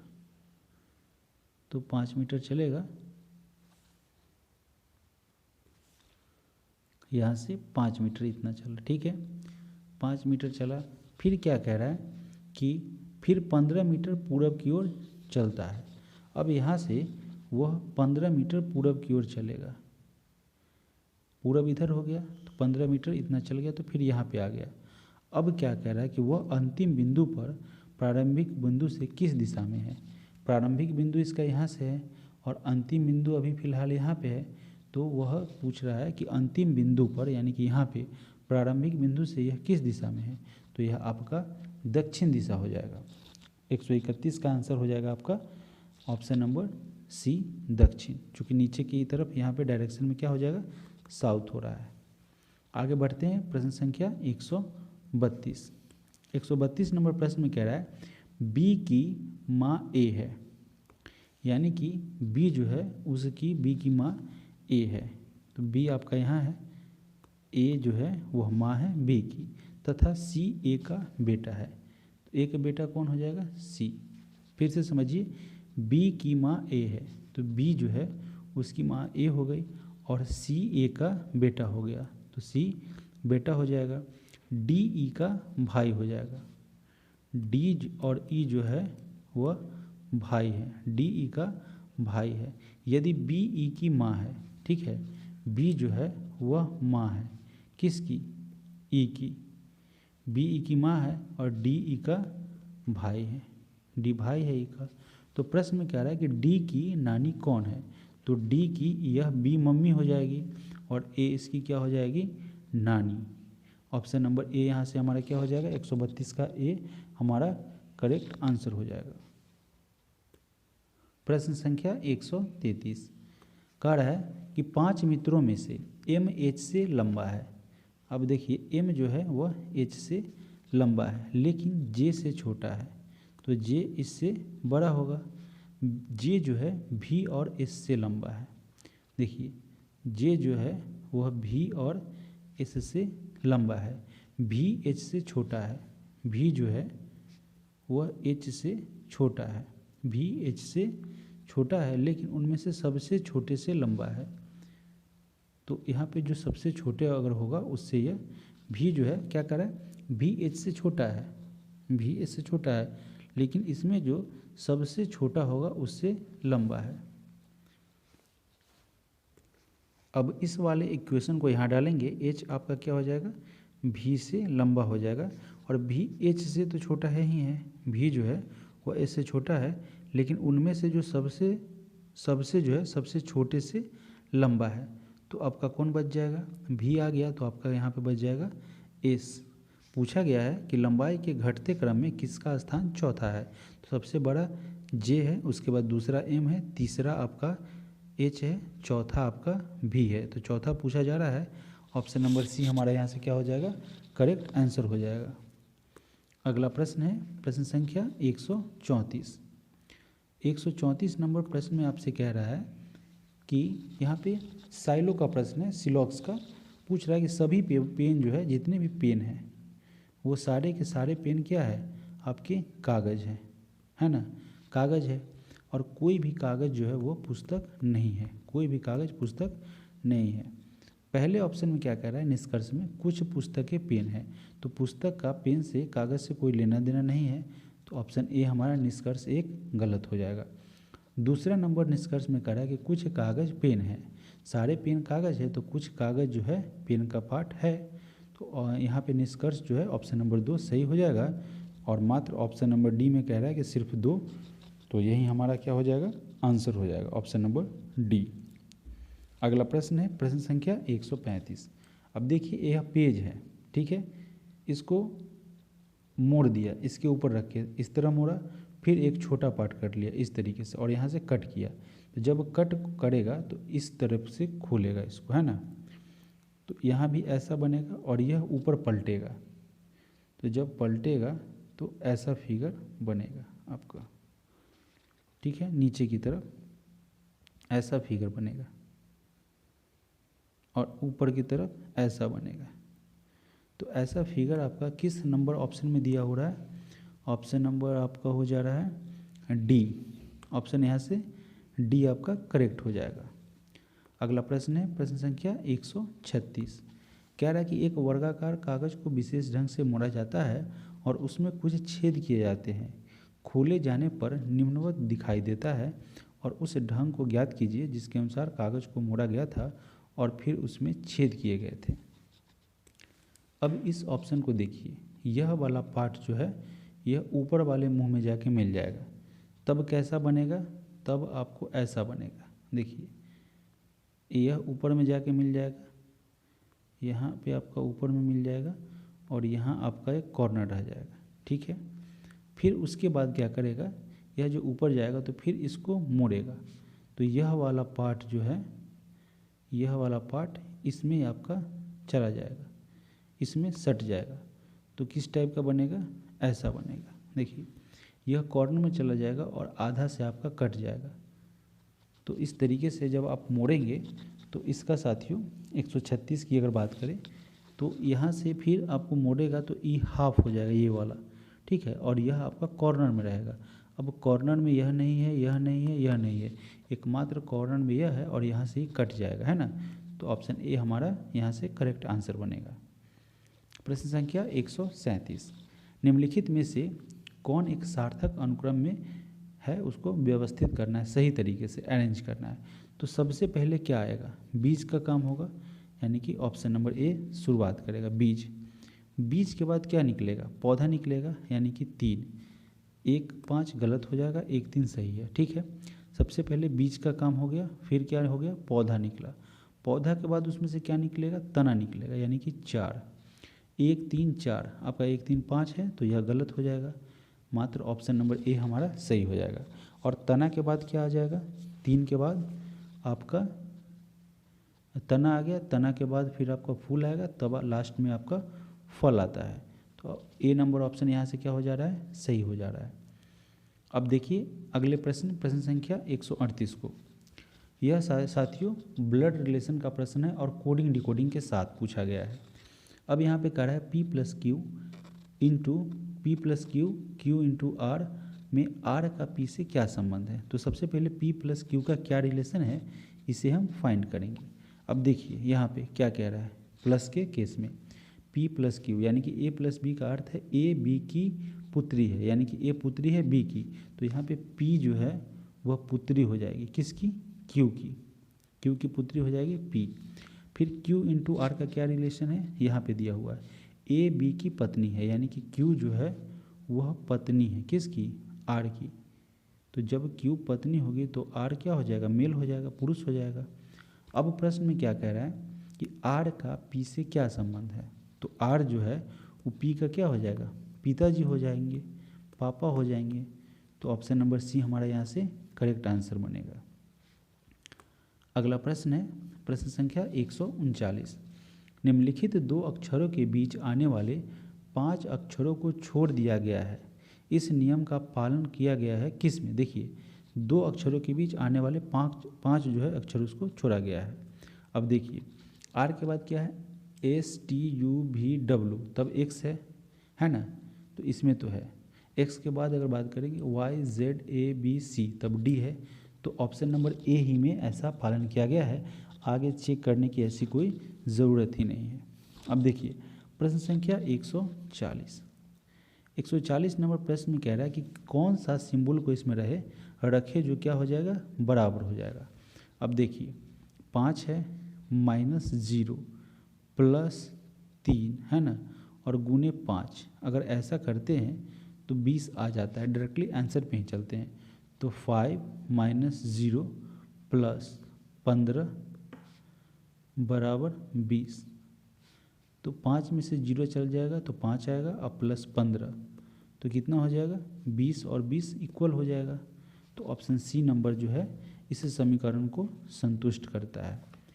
प्रश्न संख्या 141। 141 नंबर प्रश्न में कह रहा है कि यदि प्लस का अर्थ भाग है, भाग का अर्थ माइनस है और माइनस का अर्थ गुना है यानी कि मल्टीप्लाई है और मल्टीप्लाई का अर्थ प्लस है, तो इसको सॉल्व करना है। अब देखिए 12, 12 के बाद प्लस का मतलब क्या होता है? प्लस का अर्थ होता है डिवाइड, प्लस का अर्थ भाग है, 12 डिवाइड 6 और डिवाइड का अर्थ क्या है? माइनस, तो 6 माइनस 3, माइनस का अर्थ है गुना, तो 3 गुना कितना हो जाएगा? 3 मल्टीप्लाई 2 और मल्टीप्लाई का अर्थ क्या है? प्लस, तो 2 प्लस 8, 6 से 12 3 बार में कटेगा, 3 माइनस 3 दूनी 6 प्लस 8, ठीक है। 8 और 3 कितना होता है? 11, 8 और 3 को जोड़ेंगे 11, 11 में से 6 चला जाएगा तो 5। यहाँ पे क्या मिस्टेक हुआ है? यहाँ पे देखिए 6 से 2 जो है, 6 से 12 है, 2 बार में कटेगा तो यहाँ पे 2 होगा और 3 माइनस 3 इंटू 2 क्या हो जाएगा आपका? 6 हो जाएगा। तो 8 और 2 आपका यहाँ पे 10 होगा और 10 में से 6 चला जाएगा तो 4 हो जाएगा, जो कि आपका ऑप्शन नंबर बी में दिया हुआ है। अगला प्रश्न है प्रश्न संख्या 142। इसमें क्या कह रहा है कि एल बराबर प्लस, एम बराबर माइनस, एन बराबर गुना और पी के इक्वल क्या है? डिवाइड है, तो इसको सॉल्व करना है। अब देखिए 14, एन की अगर बात करें तो एन का मतलब क्या होता है? गुना, 14 गुने 10, ठीक है। उसके बाद एल है तो एल का मतलब होता है प्लस, तो 10 प्लस 42, ठीक है। 42 के बाद है पी और पी का मतलब होता है डिवाइड यानी कि भाग, तो पी यानी कि 42 भागा 2। एम की अगर बात करें तो एम का मतलब होता है माइनस यानी कि 2 माइनस क्या हो जाएगा आपका? 8, ठीक है। इसको सॉल्व करना है। अब देखिए 14 प्लस 10, 14 गुने 10 है ना, प्लस 42 को 2 से भाग देने पर कितना आएगा? 21 आएगा, माइनस आपका यहाँ पे 8 हो रहा है। 14 गुने 10 आपका 140 हो रहा है, प्लस 21 माइनस 8, 140 20 60 161 हो जाएगा, माइनस 8, 11 में से 8 गया आपका 3, 153 आ रहा है, जो कि आपका ऑप्शन नंबर ए में दिया हुआ है। अब यहाँ पे एक स्टेटमेंट है कि जिसके आगे 2 पूर्वानुमान दिए गए हैं, ठीक है, और आपको विचार करना है कि वक्तव्य यानी कि जो स्टेटमेंट दिया हुआ है, चाहे वह सामान्यतः ज्ञात तथ्यों से भिन्न प्रतीत हो, आपको निर्णय करना है कि दिए गए पूर्वानुमानों में से कौन सा निश्चित रूप से जो है वह सही वक्तव्य है और ऐसा निकाला जा सकता है, यानी कि सही स्टेटमेंट को इस वक्तव्य से हम निकाल सकते हैं। अब देखिए क्या कह रहा है कि अयोध्या का विवाद 350 वर्ष यानी कि 350 वर्षीय पृष्ठभूमि वाला है जो अल्पकाल में नहीं हो सकता है, अल्पकाल में इसको सॉल्व हल नहीं किया जा सकता है।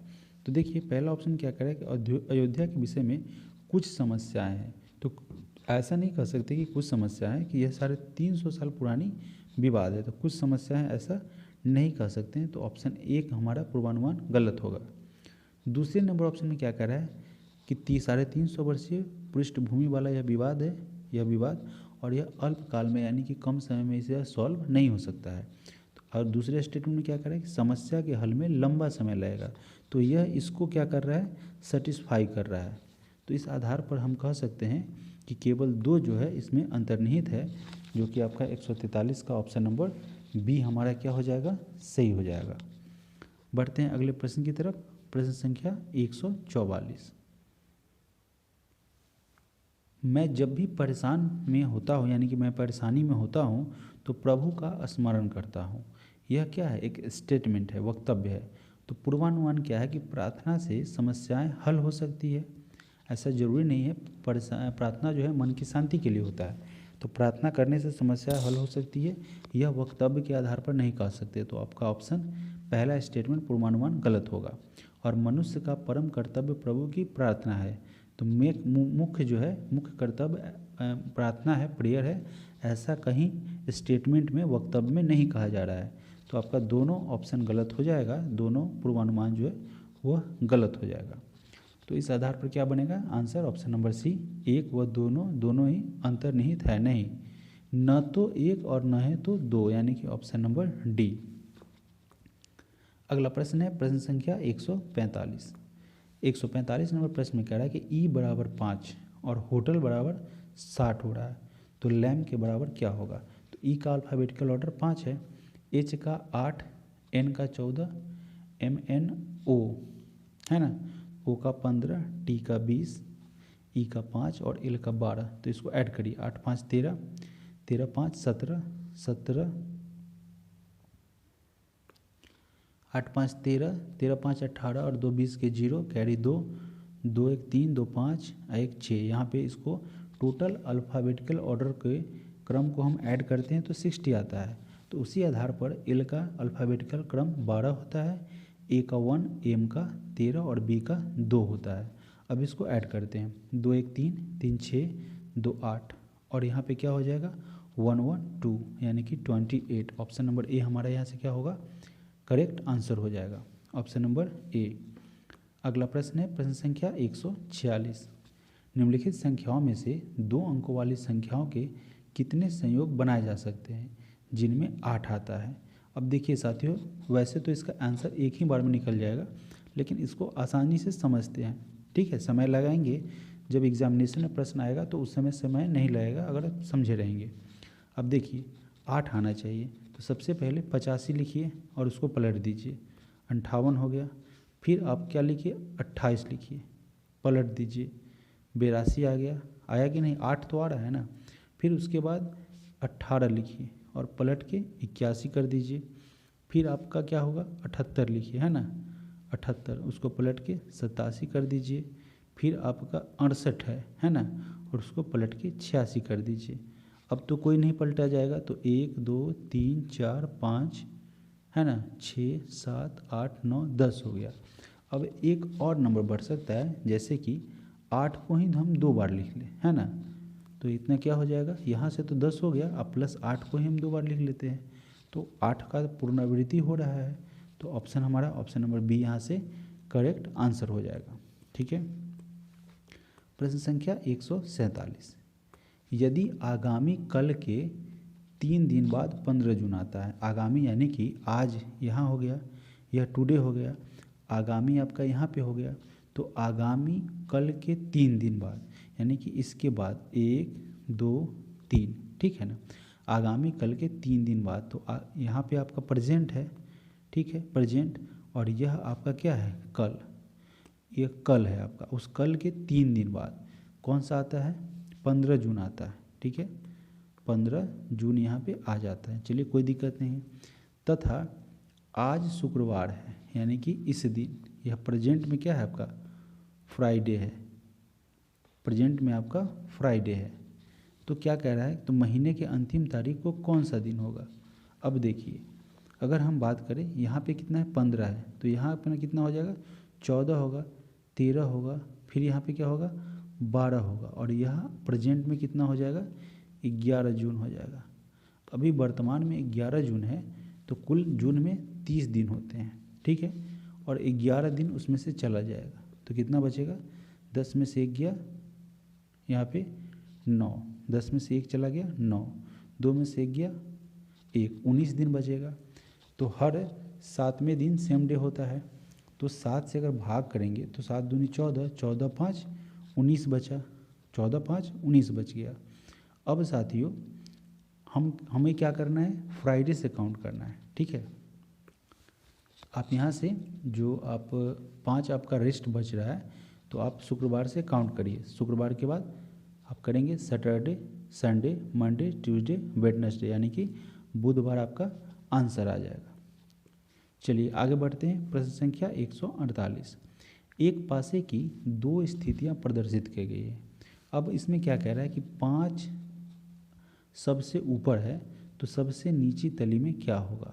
अब देखिए 5 सबसे ऊपर है, तो 2 4 तो यहाँ नहीं हो रहा है, यहाँ पे 5 है, तो 2 4 नीचे वाले तली में नहीं है, साइड में है, तो 2 और 4 गलत हो गया, और 1 3 भी साइड वाली आपके साइड में है, यानी कि इधर है और इधर है, तो आपका 3 भी नहीं होगा, कौन सा हो जाएगा 6 हो जाएगा, ऑप्शन नंबर ए।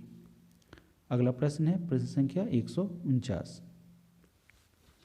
कह रहा है कि एक विवाह के प्रीति भोज में कुछ बाराती जो है वह शाकाहारी थे, कुछ बाराती, और कुछ अन्य मांसाहारी थे। एक और समूह के मांसाहारी होते हुए भी गोश्त नहीं खाते थे, परंतु एक दूसरे समूह वाले गोश्त खाते थे पर मछली नहीं खाते थे। तो निम्नलिखित उत्तर आकृतियों में से किसके द्वारा यह आंकड़े प्रदर्शित किए जाते हैं। तो सबसे पहले यहाँ पे देखिए, आपका जो भी आपका शाकाहारी कैटेगरी का रहेगा वो आपका अलग रहेगा। यह तो आपका ऐसे ही नहीं होगा, और शाकाहारी इससे कनेक्ट भी नहीं रहेगा, शाकाहारी मांसाहारी से जुड़ा भी नहीं रहेगा। तो ऑप्शन बी जो है बिल्कुल आपका एक्यूरेटली इसको दर्शा रहा है। ऑप्शन बी हमारा यहाँ से सही हो जाएगा। प्रश्न संख्या 150। इस 150 नंबर प्रश्न को देखिए, बहुत ही साधारण प्रश्न है। क्या कह रहा है कि निम्नलिखित रेखाकृति में वृत्त के द्वारा ग्रामवासी प्रदर्शित किए जा रहे हैं। देखिए प्रश्न को पढ़िएगा, क्या किया जा रहा है, ग्रामवासी प्रदर्शित किए गए हैं। त्रिभुज द्वारा शिक्षित लोग, इसको हाईलाइटेड करना है, शिक्षित लोग, और आयत द्वारा रोजगार में लगे हुए लोग किस अंक के द्वारा यह कथन प्रदर्शित किया गया है। ठीक है, जिसमें कुछ शिक्षित ग्रामीण रोजगार में लगे हुए हैं, इसको एक साथ ले लिया है। अब देखिए कुछ शिक्षित, तो यह आयत किसको ग्रामवासी की अगर बात करें, ठीक है ना, तो रेखाकृति में वृत्त, ये जो आपका वृत्त है, यह सर्किल, यह जो वृत्त है, ठीक है, वृत्त जो है वह ग्रामवासी को बता रहा है, समझाने के लिए आपको बता रहे हैं, है ना। और आयत की बात करें तो यह जो आयत है, आयत यह रोजगार में लगे हुए व्यक्ति को बता रहा है, रोजगार में लगे हुए व्यक्ति को बता रहा है। और साथियों अगर त्रिभुज की बात करें, यह त्रिभुज जो है आपका त्रिभुज, यह आपका शिक्षित यानी कि एजुकेटेड व्यक्ति को बता रहा है, एजुकेटेड। ठीक है, अब क्या कह रहा है कि कुछ शिक्षित ग्रामीण रोजगार में लगे हुए कौन है। अब देखिए शिक्षित भी होना चाहिए, ग्रामीण भी होना चाहिए, और रोजगार में भी होना चाहिए। तो अगर आप इसके बाहर जाएंगे, है ना, तो त्रिभुज के अंदर में नहीं आ पाएंगे, और इसके अंदर आएंगे, है ना, इसके अंदर आएंगे तो फिर आपका सर्किल से बीच में आ जाएंगे, और इसके बाहर चले जाएंगे त्रिभुज के बाहर, तो सब के बीच में कॉमन क्या बच रहा है आपका, 4। तो यह 4 जो है साथियों क्या है, आपका करेक्ट आंसर है, जो क्या है, कुछ शिक्षित ग्रामीण रोजगार है। ऑप्शन नंबर बी हमारा करेक्ट हो जाएगा। इस तरीके से साथियों हम लोगों ने सेट 5 नंबर को कंप्लीट किया, जिसमें मैथ और रीजनिंग के तमाम प्रश्न को हम लोगों ने डिस्कस किया। अब हम आपसे मिलेंगे इस प्लेटफॉर्म के सेट नंबर 6 के जीके, जीएस और करंट के प्रश्नों के साथ। तब तक आप इस वीडियो को कंप्लीट देख लें, और जो पहली बार आए हैं चैनल को सब्सक्राइब कर लें। साथ ही साथ इस वीडियो को अधिक से अधिक शेयर करें, बिल्कुल पूरी तरीके से इसे फैला दें। और साथियों लाइक करना बिल्कुल नहीं भूलें, और नोटिफिकेशन आने के लिए बेल आइकन का प्रेस करना, और उसमें ऑल नोटिफिकेशन को ऑन करना बेहद ही आपके लिए ज़रूरी है। तो आप सभी लोगों का बहुत बहुत धन्यवाद। Thank you so much.